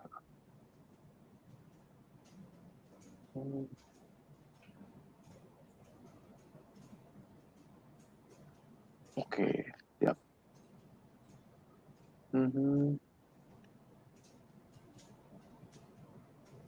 Oke. Oh ya, tunggu sebentar ya. Kita akan nunggu Bang Rangga. Ya. Sepertinya ada gangguan teknis dari Bang Rangga. Kalau begitu kita mungkin bisa explore nih Bang Agatha. Jadi langkah-langkah, apakah ada langkah-langkah yang bisa diambil baik hukum maupun non hukum terkait dari Undang-Undang Cipta Kerja ini, Bang? Ya kalau langkah hukum udah pasti ya ke MK gitu ya kalau terhadap undang-undangnya. Cuman ini undang-undang kan mendelegasikan banyak sekali PP dan tadi dijanjikan maksimalnya 3 bulan, bahkan dikatakan tadi 1 bulan ya. Salah satu yang bisa dieksplor juga judicial review ke MA karena dengan banyaknya aturan yang didelegasikan, sebetulnya undang-undang ini kan jadi gimana ya, kalau mau dikatakan, kalau mau langsung berlaku sekarang akan banyak bolongnya, jadi sangat membutuhkan PP. Jadi kalau teman-teman ngerasa ada ketentuan spesifik yang bermasalah, ya tunggu PP-nya, judicial review aja PP-nya. Dan kenapa ini opsi jadi cukup menarik sekarang, karena kalau kita judicial review, mau rame-rame atau mau banyak orang gitu, ya batu ujinya kan terbatas ya, itu aja. Tapi kalau PP, batu ujinya kan bisa jauh lebih banyak ya. Jadi ya menambah chance untuk menang kali. Kalau dari Bang Agatha sendiri mungkin bisa dikasih. Udah lagi. Bang Rangga, oke, siap. Ya. Udah join lagi, tunggu sebentar ya Bang Rangga ya. Kita masih explore ini, discuss masalah langkah hukum nih. Bang Rangga sambil tadi nunggu relogin lagi. Kalau dari Bang Agatha, apakah ada tips nih yang diberikan nih mengenai, karena kan Bang Agatha sudah pernah melakukan judicial review nih. Kalau misalnya judicial review ke MK berarti kayak apakah langsung dimintain batalin semua, apakah mungkin di per ketentuan satu-satu, atau bagaimana enaknya? Mungkin ada tips yang bisa diberikan. Karena ini masih dalam waktu bahkan belum diundangkan ya. Selama ini masih dalam waktu 90 hari sebelum diundangkan, ya bisa aja kalau mau mintain batalin semuanya dengan uji formil gitu ya, karena kan formalitas RUU ini cukup bermasalah, jadi itu sesuatu yang bisa dieksplor banget. Tapi kalau mau pasal per pasal juga bisa, dalam artian ya memberikan semakin banyak ruang lah. Ini kan pasal ada banyak banget nih, 1000, kalau masing-masing diuji sendiri-sendiri kan ya ruang untuk eksplorasi mengenai apa yang sebenarnya terjadi di belakang persidangannya kan akan menjadi semakin terlihat ya. Jadi ini sangat bergantung ke tujuannya aja sih, ke tujuannya masing-masing. Kalau memang mau ngehapusin semua ya pakai uji formilnya, tapi kalau kalian cuma concern sama satu ketentuan tertentu ya nggak, yang ngapain juga diuji semua gitu. Kan nggak semuanya juga bagian dari undang-undang ini jelek gitu. Oke, siap. Terima kasih Bang Agatha. Lanjut Bang Rangga. Halo Bang Rangga. Iya. Tadi sampai mana ya? Tadi sampai tenaga kerja asing ya? Tenaga kerja asing, betul. Lanjut Bang. Intinya dimudahkan, tapi tidak seperti yang beredar. Intinya gitu ya. Kalau untuk batasan posisi tetap ada. Di yang keputusan presiden itu ya Bang? Keputusan Menteri Tenaga Kerja bukan sih Bang? Bisa merujuk ke situ, tapi gini, kalau kita lihat di pasal 4, kalau tadi pasal 46 itu tadi tetap ada. Jadi yang namanya tenaga kerja asing itu tetap ada batasannya, nggak hilang. Oke. Siap. Lanjut nih ke pertanyaan mengenai waktu jam kerja dari Lembayang Lujingga. Kalau izin bertanya Kak, mengenai satuan waktu jam kerja para pekerja, apakah benar isu waktu jam kerja tersebut akan dikendalikan penuh sesuai dengan ketentuan perusahaan, ataukah masih akan berjalan pada normalnya dan para pekerja tetap mendapatkan haknya? Terima kasih Kak. Kalau jam kerja enggak. Kalau kita lihat di pasal 77 itu salah satu yang tetap, kalau untuk 6 hari kerja 7 jam sehari, dan kalau untuk 5 hari kerja 8 jam sehari, di mana maksimalnya tetap 40 jam. Jadi makanya dari kenapa saya gak masukin itu, karena ya kalau kita bicara waktu kerja, untuk pengaturan tadi tetap sama sama Undang-Undang 13.003 dengan maksimal 40 jam, 7 jam sehari atau 8 jam sehari. Yang beda lembur. Lembur memang diperpanjang. Tapi diperpanjangnya pun dari yang tadinya maksimal 3 jam jadi 4 jam sehari. Dengan seminggu dari 14 jadi 18 jam. Tapi itu perharinya tetap terbatas ya Bang, di 4 jam berarti ya? Terbatas di 6 jam atau 5 jam, tergantung jumlah hari kerja. Oh, tergantung daripada jumlah hari kerjanya juga. Oke, siap. Ya. Tapi ketentuan mengenai upah lemburnya tetap wajib untuk dibayarkan kan Bang? Tetap, itu baik. Oke, siap. Nah, berarti kalau yang untuk terkait ketentuan jam kerja itu berarti 40 jam. Jadi bisa saja 6 hari kerja, tapi pokoknya tetap 40 hari kerja seminggu paling banyaknya tetap ya Bang? 40 jam kerja seminggu. Jadi walaupun pokoknya 5 hari kerja, 6 hari kerja, pokoknya paling banyak itu 40 jam seminggu. Ya. Oke, siap. Nah, ini lanjut pertanyaan dari Benny Ismail mengenai UMP atau UMK. Larangan pembayaran di bawah UMP atau UMK itu apakah hanya untuk usaha yang berbentuk PT atau dengan standar nilai modal tertentu, Bang Rangga? Gini, kita tidak ngelihat di PT atau bukan ya. Kita ngelihat di usaha mikro dan kecil atau bukan. Jadi kalau kita tadi lihat di pasal 90, itu pengaturannya itu bukan 90B, itu bukan masalah DSCV atau firma atau apa. Pengaturannya adalah untuk usaha mikro dan kecil. Jadi bukan Jadi gini, pengaturan mengenai perusahaan yang tidak wajib membayar UMP itu nantinya akan sangat bergantung pada perusahaan apa yang bisa digolongkan sebagai usaha mikro dan kecil. Dan termasuk tadi jenis modal. Jadi kalau misalnya, jadi yang perlu diperhatikan di situ. Jadi bukan dari apakah dia CV, apakah dia firma, terus modalnya berapa, bukan. Tapi kategori usaha mikro dan kecil nanti bakal seperti apa. Jadi seperti itu. Batasannya di usaha mikro dan kecil. Pada akhirnya kita harus mengacu ke undang-undang UMKM nggak sih, Bang? Persis. Jadi pengaturan mengenai UMKM ini nanti harus dicek. Siap. Oke, lanjut nih ke pertanyaan. Sudah saya lihat ya. Oke. Mengenai pesangon nih, dari Iksan Romansyah Gawi. Kamu mau nanya, kan jumlah pesangon kan sekarang pakai term paling banyak ya. Nah, saya mau nanya, kalau untuk pekerja yang PHK-nya menurut UU Ketenagakerjaan mendapatkan 2 kali pesangon itu bagaimana ya? Gini, 2 kali pesangon atau 3 kali pesangon itu kan bisa dilihatnya dari 2. Satu, berapa lama bekerjanya. Yang kedua juga, kesepakatan dengan pengusaha gimana. Jadi kalau kita lihat, dan peraturan sekarang nih, kalau di Undang-Undang 13.2003 itu kan sebenarnya pengaturannya adalah paling sedikit. Paling sedikit dalam arti dia dibatasin, kalau untuk bekerja, untuk dengan jangka waktu pekerjaan tertentu, dia akan mendapatkan jumlah pesangon sesuai dengan jangka waktu kerjanya. Contoh misalnya untuk pekerjaan yang misalnya kerja 3 tahun gimana? Kalau kerja 3 tahun berarti dapatnya 4 bulan upah ditambah uang penghargaan masa kerja 2 bulan. Kalau untuk tadi misalnya 2 bulan upah gimana? 2 bulan upah tadi itu untuk hanya yang masa kerja 1 tahun lebih, tapi dikurang dari 2 tahun. Nah, dulu itu paling sedikit pengaturannya. Nah, sekarang dengan pengaturan paling banyak ini, ya terserah dalam arti dibayar 2 bulan upah bisa, dibayar 1 bulan upah bisa, dibayar 1/10 dari upah juga bisa. Nggak ada batasannya.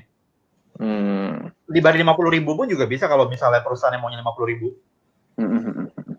Oke, tapi mau nambahin sedikit ya Bang. Tapi kalau misalnya di PKB atau di perjanjian kerja bersamanya atau di peraturan perusahaannya itu tetap mengikat nggak sih Bang?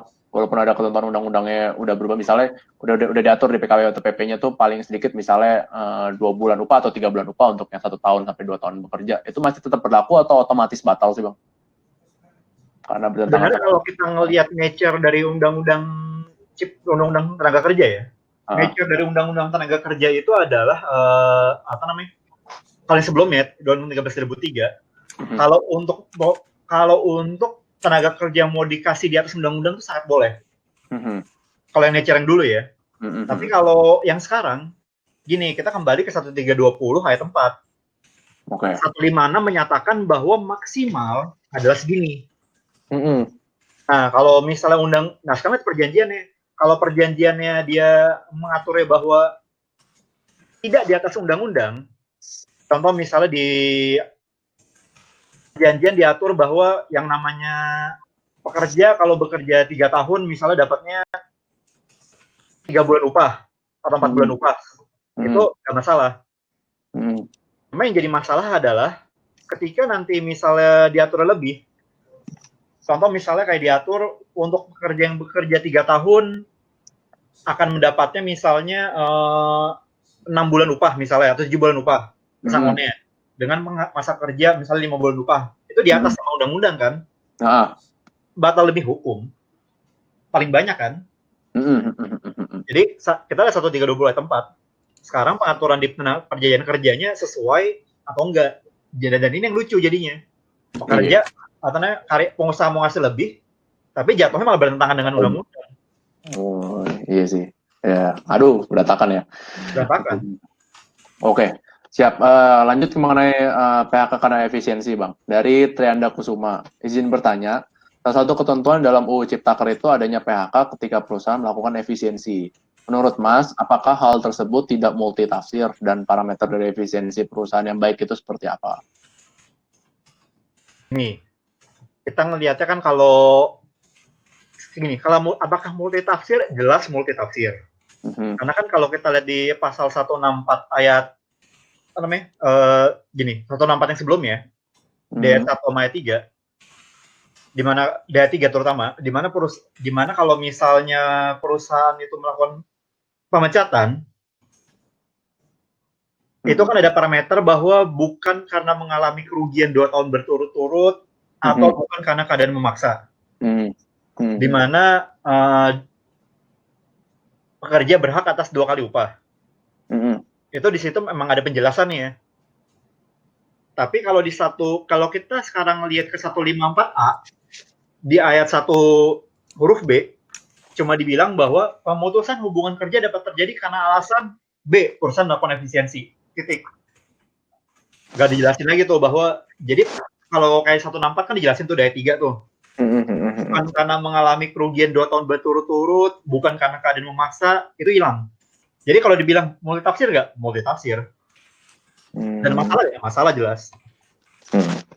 Dan pengaturannya kan seperti apa? Kita belum tahu. Karena 154A KPP lagi ya? Diatur dalam peraturan pemerintah. Oke, siap. Oke, habis itu untuk pertanyaan dari David Manurung. Ini terkait dari upaya hukum. Jadi upaya hukum yang dapat dilakukan kalau PKWT-nya tuh berkali-kali nih. Jadi izin bertanya, setelah ada UU Cipta Kerja ini, apakah masih ada upaya hukum yang dapat dilakukan oleh seorang karyawan yang telah dikontrak melebihi dari ketentuan UU yang lama untuk diangkat sebagai PKWTT? Masih ada ya, Bang ya? Enggak, karena gini, kalau kita lihat di yang lama, kan di Undang-Undang 13 2003, itu sebenarnya di pasal 59 itu kan dijelasin kan bahwa tidak boleh tidak boleh itu di atas dari jangka waktu yang ditentukan. Di mana jangka waktu diatur bahwa perjanjian kerja itu maksimal 2 tahun, dapat diperpanjang 1 tahun, dan dapat diperbarui 2 tahun. 212 yang umum dikenal di perusahaan. Tapi ketentuan itu hilang. Ketentuan 212 tadi, yang berarti kan gini, yang berarti kalau dia diperpanjangnya berkali-kali sebelumnya dan Undang-Undang Cipta Kerja berlaku, ya bisa jadi udah nggak bisa lagi. Sebelum peraturan pemerintahnya keluar. Jadi gini, masa-masa ketika Undang-Undang Cipta Kerja ini diundangkan dalam arti dikasih nomor, berlakunya jelas, sampai dengan peraturan pemerintah keluar, itu masa-masa yang rentan. Masa-masa di mana pemecatan bisa terjadi di mana aja, karena pesangonnya tadi ada maksimalnya kan. Tenaga kerja yang tadinya bisa menggugat karena di kontrak berkali-kali jadi nggak bisa lagi. Jadi memang akan ada sebelum peraturan pemerintah ini keluar, akan ada masa-masa di mana pekerja ini rentan memang. Jadi haknya itu kalau kita bicara di Undang-Undang Cipta Kerja tetap ada nggak? Nggak ada. Oke. Siap.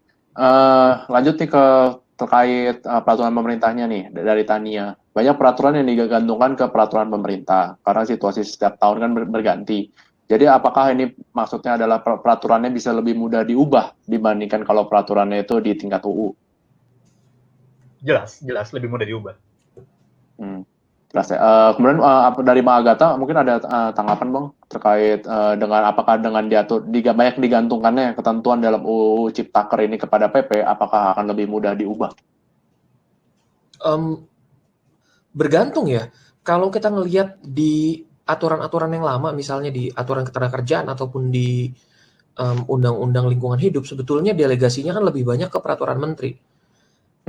Kalau dibandingkan perubahan antara PP dengan perubahan PP atau perubahan peraturan menteri ya lebih susah perubahan PP. Tapi kalau dibandingkan dengan perubahan undang-undang ya jelas lebih susah perubahan undang-undang. Cuman tren yang menarik sebetulnya adalah kalau buat saya ya, lebih ke tren penarikan kekuasaan kembali ke presidennya. Oke. Oke.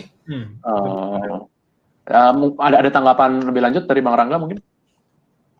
Itu benar karena kalau kita lihat di di undang-undang ini, Undang-Undang 13.003, hal-hal seperti pasal 59 misalnya, itu tadinya diatur lebih lanjutnya dengan keputusan menteri. Oke. Ini muncul kayak misalnya ada kepenaker tentang yang menjadi dasar PKHL misalnya. Jadi tadinya memang peraturan-peraturan ini diatur dalam putusan menteri. Tapi dengan sekarang menjadi peraturan pemerintah, sebenarnya yang jadi menarik benar. Yang jadi menarik adalah hak itu ditarik dari menteri. Jadi ada semacam, ini saya setuju, isu pemusatan kekuatan ke pemerintah pusat ini salah satu hal yang sebenarnya jadi major concern. Karena yang tadinya menteri itu bisa membuat suatu keputusan, peraturan mengenai hal-hal seperti ini jadi nggak lagi. Jadi kalau mengutip kata Jokowi bahwa yang ada hanya visi misi presiden bukan visi misi menteri, itu terwujud di pembuatan peraturan ini. Oke. Siap. Lanjut nih ke Bang Rangga dari Inggar Bagaskoro. Halo Bang Rangga, dengan perubahan jam kerja lembur, apakah akan mengubah juga cara perhitungan lemburnya, upah lemburnya maksudnya? Kalau ini bisa jadi karena kalau kita lihat di UU Cipta Kerja kan ya seperti biasa, ini lihat pengaturannya itu kan akan diaturnya di kemudian. Oke. Kemudian dari Dimas Kurniawan ini mengenai upah gaji per jam.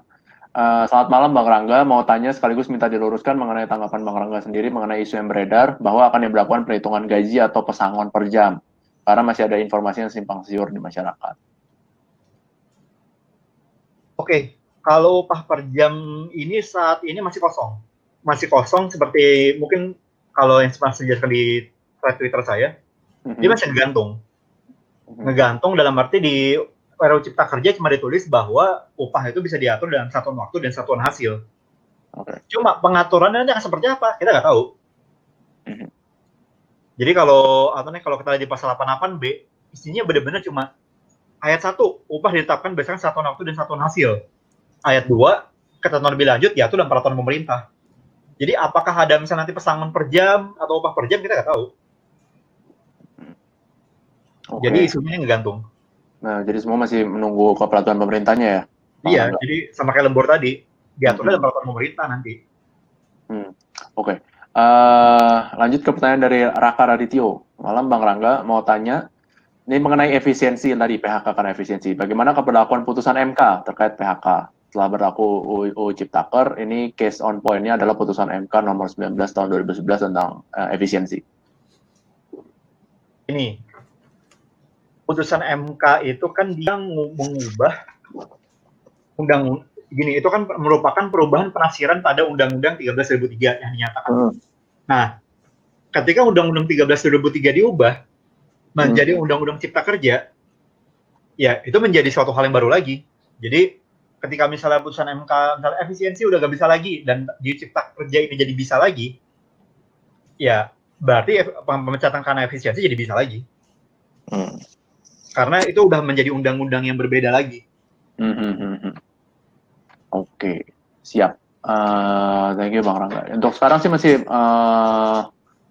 pertanyaan yang berkaitan sama hukum. Jadi mohon para peserta untuk bertanya itu ke arah hukum. Jadi kayak kalau misalnya bertanya politik atau ekonomi, apakah benar UU Ciptaker ini dapat meningkatkan pertumbuhan ekonomi, itu tidak di dalam kewenangan dari kami dan juga dari Rupol ataupun dari panelis atau kemudian pertanyaan-pertanyaan mengenai politik dan mengenai politik itu juga di luar dari kewenangan kami. Kami hanya dapat untuk menjawab isu-isu hukum yang ada dalam Undang-Undang Omnibus Cipta Kerja ini. Jadi mohon pertanyaan itu difokuskan kepada dampak dan implikasi hukumnya, itu boleh.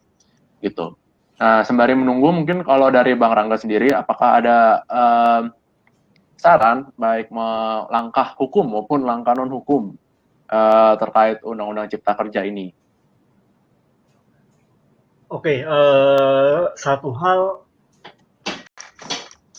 Undang-Undang Cipta Kerja ini seperti tadi yang saya bilang ini banyak menggantung dalam arti pengawasan terhadap ketentuan ini kita perlu sama-sama mengawasi dan jangan lengah, karena karena gini, Undang-Undang Cipta Kerja ini kan ini merupakan sesuatu banyak yang ngeh karena ini kan merupakan sesuatu yang memang di blow up dan diawasi terus-terusan kan. Cuma nanti ketika peraturan pemerintah keluar, kita beneran ngasih ngawasin nggak? Contoh nih, ketika peraturan pemerintah tentang PKWT keluar, tentang pesangon keluar, kita benar-benar akan ngawasin itu nggak? Mungkin bisa jadi karena tadi peraturan pemerintah itu skalanya di bawah undang-undang, nggak tuh ketika keluar. Contoh misalnya kayak keluar bahwa beneran pesangon untuk perusahaan yang pilot itu jadi hilang, contoh. Ya kita bisa jadi nggak, dan bisa jadi itu undergrader aja, kayak gak ada yang ngeh. Jadi paling ajakan dari saya ya, jangan lengah kayak yang namanya pengawasan terhadap nanti ketika pemerintah keluar tetap awasin, dan kalau memang ada peraturan yang merugikan ya blow up. Oke, siap. Ini terkait langkah hukum nih, karena kita lanjutin pertanyaan-pertanyaan yang muncul nih terkait langkah hukum. Dari Rian Armilis. Tanya dong Bang, nih bisa nggak kira-kira kalau misalnya kita dirugikan karena PP-nya belum ada, terus kita menggugat pemerintah pakai citizen lawsuit? Gimana nih Bang? Dan juga Bang Agatha nih, pas nih. Oke, Kalau citizen lawsuit, mungkin Agatha dulu. Dari lingkungan hidup dulu nih, kan biasa citizen lawsuit nih, banyak. Gimana ya? Kalau terhadap sikap diam pemerintah, memang citizen lawsuit. Tapi sekarang menariknya kan karena sudah muncul perma soal perbuatan melawan hukum oleh pemerintah, itu sekarang jadi domainnya Pengadilan Tata Usaha Negara. Dan permasalahannya adalah, saya pernah diskusi dengan salah satu hakim TUN, ya sayangnya hakim TUN belum siap sebetulnya dengan metode pemeriksaan untuk citizen lawsuit, karena capacity-nya yang masih, capacity building yang masih kurang. Ya meskipun itu tidak merepresentasikan keseluruhan hakim TUN ya. Tapi kalau kita melihat kemudian salah satu contoh yang lain, misalnya gugatan soal kualitas udara Jakarta, ternyata pengadilan negeri juga masih nerima kok citizen lawsuit gitu. Jadi ya dengan perspektif itu saya mau coba katakan bahwa ya bisa banget cobain citizen lawsuit jadi di 2 tempat nih bahkan sekarang. Kamu cobain di Petun, cobain juga sekalian di PN. Siapa tahu salah satunya gue. Oke, kemudian dari Bang Rangga, apakah ada tambahan Bang terkait TLS? Pada intinya sama. Jadi kalau dijawab apakah bisa, tapi ya jujur saya skeptis sebenarnya. Tapi kalau ditanya apakah mungkin, ya mungkin aja. Gitu. Oke. Kemudian tadi ada satu pertanyaan nih mengenai BPJS, lupa, sorry ke skip. Dari Deniza Aryani. Halo Bang Rangga, dengan kemungkinan adanya perpanjangan PKWTT secara bulanan dengan adanya UU Cipta Kerja, apakah bisa menjadi loophole agar pengusaha tidak wajib mendaftarkan karyawannya di BPJS, mengingat berdasarkan UU BPJS untuk karyawan dengan minimal masa kerja 6 bulan? Bisa. Kalau pengaturannya seperti itu. Tapi gini, memang Undang-Undang Cipta Kerja ini kalau kita lihat di draft awal sama draft final itu ada satu loophole yang dihilangin. Jadi di Undang-Undang Cipta Kerja ini kan mengatur mengenai kompensasi. Ini sangat menguntungkan buat pekerja ya, bahwa ketika ada pengakhiran hubungan kerja ada kompensasi. Itu tadinya untuk maksimal, itu tadinya hanya untuk pekerja yang bekerja minimal setahun. Nah, kalau sekarang udah nggak lagi. Sekarang itu untuk 1 bulan pun dapat uang kompensasi. Tapi kalau ini tercipta loophole itu dimungkinkan. Jadi bisa aja kayak dipekerjakan misalnya kayak sebulan, nanti bulan kelima hilang misalnya ya. Ya mungkin aja. Oke, lanjut nih terkait juga BPJS nih dari Archie Michael lagi dari Bang Archie. Pasal 166 kan dihapus. Maka dalam hal pekerja meninggal, ahli waris jadi nggak dapat pesangon ya, tanda tanya. Tapi seharusnya dapat jaminan kematian dari BPJS kan? Apakah dari segi jumlah turun signifikan, tanda tanya? Lalu mau minta penjelasan juga dong mengenai apa itu jaminan kehilangan pekerjaan. Gini, yang perlu kita untuk meninggal ini saat ini diatur di peraturan pemerintah yang kayak tadi. Jadi meninggal itu bukan berarti hilang.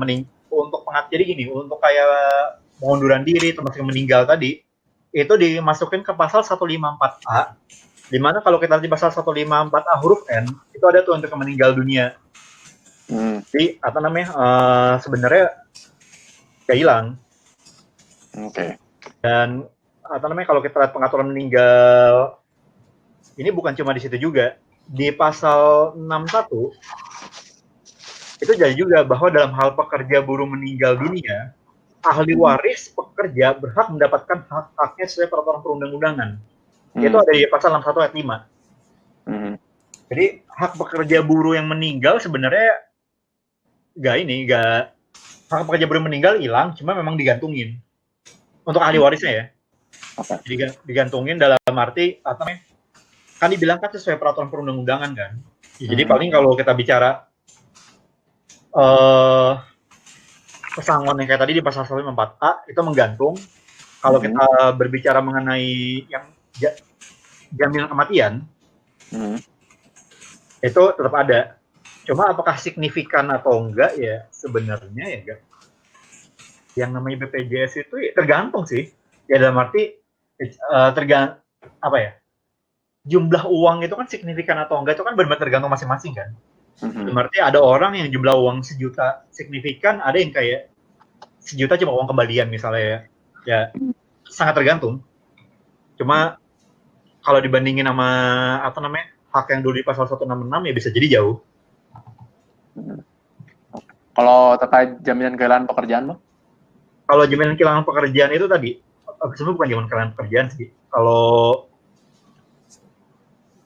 kita lihat di pasal tadi 61A, kemungkinan jaminan kehilangan pekerjaan itu tuh kompensasi karena kan kalau kita jadi gini, ini satu hal yang menarik di pasal 16A adalah dia bukan karena PHK.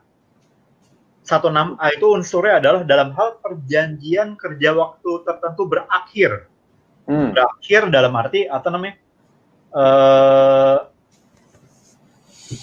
karena dia ngundurin diri atau apapun itu ya kompensasi itu harus ada. Cuma tadi diatur dengan peraturan pemerintah. Oke. Jadi kalau untuk jaminan tapi gini, akan ada jaminan kehilangan pekerjaan nggak? Sebenarnya ada juga. Kalau kita lihat di pasal 18, ini kita pindah klaster ya. Ini pasal 18-nya ini bukan pasal 18 U13 nih. Pasal 18-nya nomor Undang-Undang 40 tahun 2004 yang jaminan sosial. Jadi memang ada kalau kita lihat di pasal 18 itu memang ada jaminan kehilangan pekerjaan. Yang dimana kalau kita lihat di pasal 46A sama seperti yang tadi, sama seperti satuan waktu dan satuan hasil dan lain-lain tadi diatur dengan peraturan pemerintah. Jadi seperti apa jaminan kehilangan pekerjaan ini ya kita belum tahu. Memang kalau kita lihat di pasal 46 itu kan dari ada 46A, B, C, D, E itu kan memang diatur komponen-komponennya. Contoh misalnya kayak manfaat jaminan kehilangan pekerjaan ini misalnya berupa uang tunai, akses informasi pasar kerja, pelatihan kerja, itu ada. Cuma tadi detailnya diatur sama peraturan pemerintah. Jadi kalau dari saya sih ngeliatnya gini, kalau dalam konteks Undang-Undang 13 ya, yang diubah bisa jadi salah satu jaminan kehilangan pekerjaan ini tadi berupa uang kompensasi. Bisa jadi. Tapi kalau kita memperluas pembahasan kita ke klaster jaminan sosial, ya itu akan diatur dalam peraturan pemerintah berikutnya. Siap. Nah, kemudian pertanyaan dari Kirana Dewi, Kak, mohon maaf, untuk penyusunan turunan UU Undang-Undang, apakah publik bisa terlibat? Nah, mungkin bisa dijawab oleh Bang Rangga dan Bang Agatan.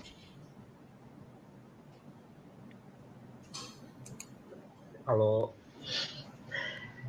Keterlibatan masyarakat untuk penyusunan PP, peraturan menteri, bisa dikatakan hampir tidak ada. Yang dilibatkan paling ahli-ahli, dipanggil, diajak untuk ngasih masukan, dan ya sudah. Sisanya keputusan politik. Oke. Kalau Bang Rangga gimana nih? Gini, kalau ini kan hukumnya eksak banget ya. Kalau kita bilang dapat ya secara teori ya dapat, tapi ya kayak kata Agatha tadi, kemungkinannya sangat kecil. Karena ya kapan sih kita katanya dilibatkan publik ya, dilibatkan dalam penyusunan peraturan pemerintah. Makanya tadi yang saya wanti-wanti tadi, yang saya cukup tadi khawatirkan, dengan banyak yang digantungkan ini bisa jadi peraturan pemerintah ini nih akan under the radar, akan di bawah radar yang kita nggak tahu nanti jadi kayak gimana, tiba-tiba ada aja. Jadi makanya sebenarnya mengkhawatirkan penggantungan ke peraturan pemerintah ini. Oke. Siap. Mau izin nambahin sih ke Bang Rangga sama Bang Agatha. Kalau dari gue sendiri sih bisa ngeliat tuh cuma ada Menkominfo, rancangan peraturan Menteri Kominfo sama OJK. Rancangan peraturan OJK itu yang biasa mengundang respon partisipasi dari publik. Kalau misalnya yang lainnya sih nggak pernah denger ya. Nggak pernah ada di website-nya juga biasanya. Dan itu pun juga di website-nya jarang dipublikasiin juga sih. Bisa kalau concern aja. Gitu. Halo Bang Rangga, udah siap ya? Oke. Halo, oke. Lanjut nih paling. Ini masih ada yang minta dijelasin lebih lanjut mengenai judicial review dari Trixie Evania. Seperti apa praktik dan langkah-langkahnya? Karena sepenangkapan saya itu bisa menjadi salah satu jalan bagi pekerja terkait undang-undang baru ini. Correct me if I'm wrong, dari Trixie. Gimana nih Bang Rangga untuk judicial review? Mungkin bisa dijelasin. Bisa diulang nih kayak koneksinya jadi agak stabil nih, makanya putus. Oke. Dari Trixie Evania, boleh jelaskan lebih lanjut tentang judicial review tidak Bang? Seperti apa praktik dan langkah-langkahnya? Karena sepenangkapan saya itu bisa menjadi salah satu jalan bagi para pekerja terkait undang-undang baru ini. Correct me if I'm wrong. Kalau untuk penjelasan judicial review sih secara simpel ya, pada intinya pada intinya doang ya. Pada intinya adalah ketika kita dirugikan, bisa membuktikan bahwa hak konstitusional kita dirugikan atau potensial dirugikan oleh suatu undang-undang, kita bisa mengajukan judicial review itu. Dan di mana yang namanya pekerja kan ya kita semua sebenarnya pekerja kan. Kita semua udah berarti mau untuk event di jabatan top level manajemen pun ya GM apapun juga pekerja. Jadi sebenarnya yang bisa dirugikan oleh Undang-Undang 13 2003 siapa? Atau UU Cipta Kerja mengenai klase tenaga kerjaan? Ya semuanya. Semua orang yang memang sudah dapat bekerja. Jadi kalau memang kita memiliki legal standing yang dimana kita memang dirugikan, hak konstitusional kita yang dirugikan, nah itu patokannya yang harus kita ingat. Kalau kita bisa membuktikan kita punya kerugian hak konstitusional, kita bisa mengajukan itu ke MK. Oke, siap. Terima kasih Bang Rangga. Kalau dari Bang Agatha, ada yang mau ditambahkan lagi mungkin Bang terkait judicial review, mungkin butuh pencerahan nih. Udahlah sama kayak Rangga. Jadi mungkin ditunggu aja lah ya dari para peserta dari judicial review dari siapapun itu yang mempunyai legal standing hak konstitusional itu dirugikan. Lanjut ke pertanyaan dari Ferry Kurniawan ini mengenai formalitas dari UU Cipta Kerja nih. Bang mau tanya secara hukum formal, apakah pembentukan dan pengesahan Undang-Undang Cipta Kerja ini sudah sesuai? Kalau dilihat dari aspek kacamata hukum dari non pemerintah ya, kita dari masing-masing. Silakan Bang Rangga. Gini, kalau untuk apakah udah sesuai atau enggak nih sebenarnya kalau kita bicara pembentukan perundang-undangan, mungkin nge-refer ke penjelasan yang orang lain aja. Maksudnya gini, kalau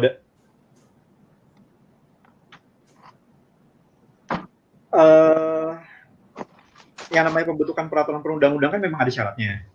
Di mana tapi kalau dari saya untuk pembentukan peraturan undang-undangan ini memang tidak terlalu menguasai. Makanya kalau di sosial media saya jarang komentar mengenai ini. Apakah ini ada yang cacat atau enggak? Bisa jadi ya, bisa jadi enggak. Kalau itu saya, kalau ini saya bukan ranah penguasaan saya. Mungkin kalau dari Damian? Saya nggak terlalu ngikutin prosesnya, jadi saya nggak bisa jawab sih sebenarnya. Tapi saya yakin banyak yang udah bahas ini di luar, ya bisa dilihat lah. Baik. Kemudian lanjut lagi, ini masih ada waktu sekitar 12 menit lagi. 14 menit sih, hingga jam 9. Selamat malam, ini pertanyaan dari Dian Anggra ini. Selamat malam Bang Rangga. Mengenai upah, kemungkinan kan akan diberlakukan UMP. Bagi perusahaan yang telah memberlakukan UMSK sektoral, apakah setelah berlakunya UU ini, apakah upahnya akan turun menjadi mengikuti UMP atau UMK? Oke, ini kita kembali ke tadi. Kalau kita ngelihat pengaturan untuk pertama kali dalam arti tadi di 191A, untuk pertama kali upah minimum yang berlaku, itu yang ditetapkan berdasarkan peraturan pelaksanaan Undang-Undang Nomor 13 Tahun 2003. Jadi ketika ini nanti diundangkan, UMSK masih berlaku nggak? Ya, harusnya masih pertama kali. Cuma nantinya ya bisa jadi akan turun, bisa jadi ya. Karena ini, hal UMSK itu kan salah satu hal yang sampai saat ini bisa jadi hilang. Bisa jadi hilang karena kalau kita di Undang-Undang Cipta Kerja, UMSK ini tidak disebut sama sekali, tidak disebut lagi. Jadi kalau dia tidak diatur di peraturan pemerintah nantinya, bisa jadi ini akan hilang. Dan kalau saya lihat di press conference dari Menteri Tenaga Kerja yang lalu, yang dari Bu Ida, itu bisa jadi memang akan hilang UMSK, yang berarti ya akan mengikuti ke UMP atau UMK. Apakah ada hal yang bisa dilakukan oleh pekerja, Bang, mengenai hal ini?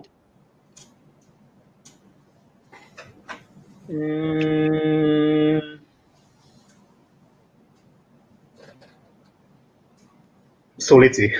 Sulit ya, kalau gini.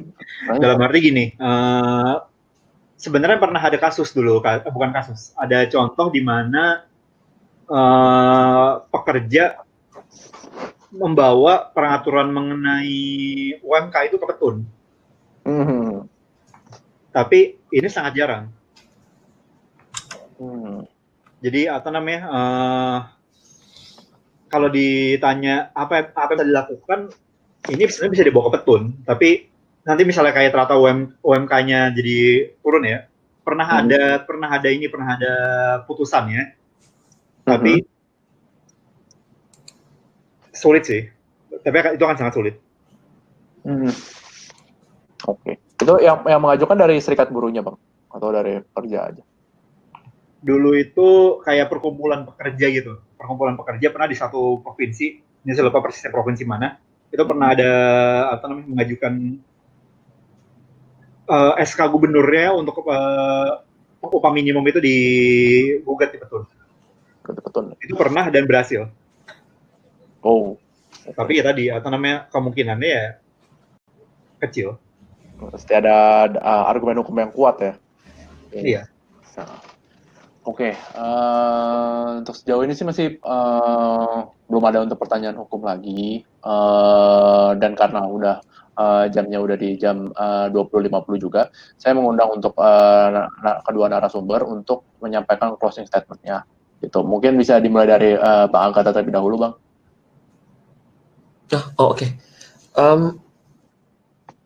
Pertama sih kalau saya ya keberadaan Undang-Undang Ciptaker atau RUU-nya ini ya perlu diapresiasi karena merupakan sebuah langkah konkret ya yang dilakukan oleh pemerintah untuk bisa menciptakan Indonesia yang seluruh warga negaranya punya penghidupan yang layak, punya pekerjaan yang bisa menghidupi kehidupannya mereka. Cuman terlepas dari intensinya, ya kalau kita ngelihat dari isinya, ya mungkin masih perlu berbenah lagi lah. Perlu ada pembenahan di dalamnya. Gitu aja, thank you. Oke, siap. Terima kasih Bang Agatha. Kemudian dari Bang Rangga, mungkin ada closing statement sekaligus advice bagi kita bagi para pekerja, Bang. Oke, kalau closing statement dari saya, sih kembali mengingatkan yang tadi, bahwa pengaturan mengenai ketenaga kerjaan ini belum selesai. Belum selesai dengan disahkannya, dengan nanti diundangkannya Undang-Undang Cipta Kerja ini. Jadi, berhati-hati, bisa jadi nanti peraturan pemerintah ini akan merugikan kalian lebih lagi, bisa jadi tidak. Jadi, tetaplah aware dengan itu. Oke, siap. Oke, terima kasih Bang Rangga atas closing statement-nya. Terima kasih juga untuk Bang Agatha.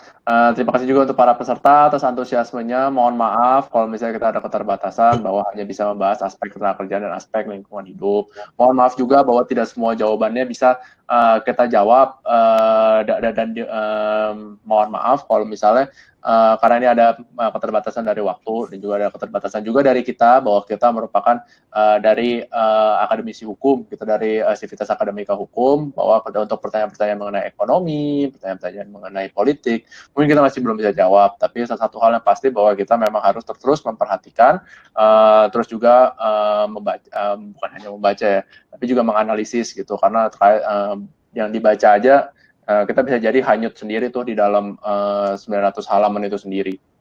Begitu, terima kasih bagi para peserta. Sekali lagi saya ucapkan terima kasih Bang Rangga dan juga terima kasih Bang Agatha atas waktunya dan juga atas kesediaannya untuk memberikan paparan dan edukasi bagi kita semua mengenai UU Cipta Kerja, dan semoga pemerintah dapat segera menambal bolong-bolongnya dan juga dapat juga berpihak kepada pekerja pada akhirnya. Makanya dari itu untuk sekarang kita masih menunggu peraturan pemerintahnya seperti yang dikatakan oleh Bang Rangga, bahwa jangan lupa kalau misalnya sudah keluar peraturan pemerintahnya, ya analisis lagi nih. Bisa jadi kita bahas gini lagi ya Bang ya di webinar lagi gitu. Bisa jadi kalau tapi untuk mau lebih lanjut itu silakan hubungi masing-masing ke Bang Agatha dan juga Bang Rangga gitu untuk advice profesional dari Bang Rangga dan juga Bang Agatha. Baik, terima kasih banyak semuanya, dan demikian berarti selesai sudah webinar diskusi hukum membedah Omnibus Cipta Kerja. Mohon maaf apabila ada kesalahan dan juga ada kekurangan. Dan selamat sore. Wassalamualaikum warahmatullahi wabarakatuh. Salam sejahtera bagi kita semua. Sehat selalu. Oke.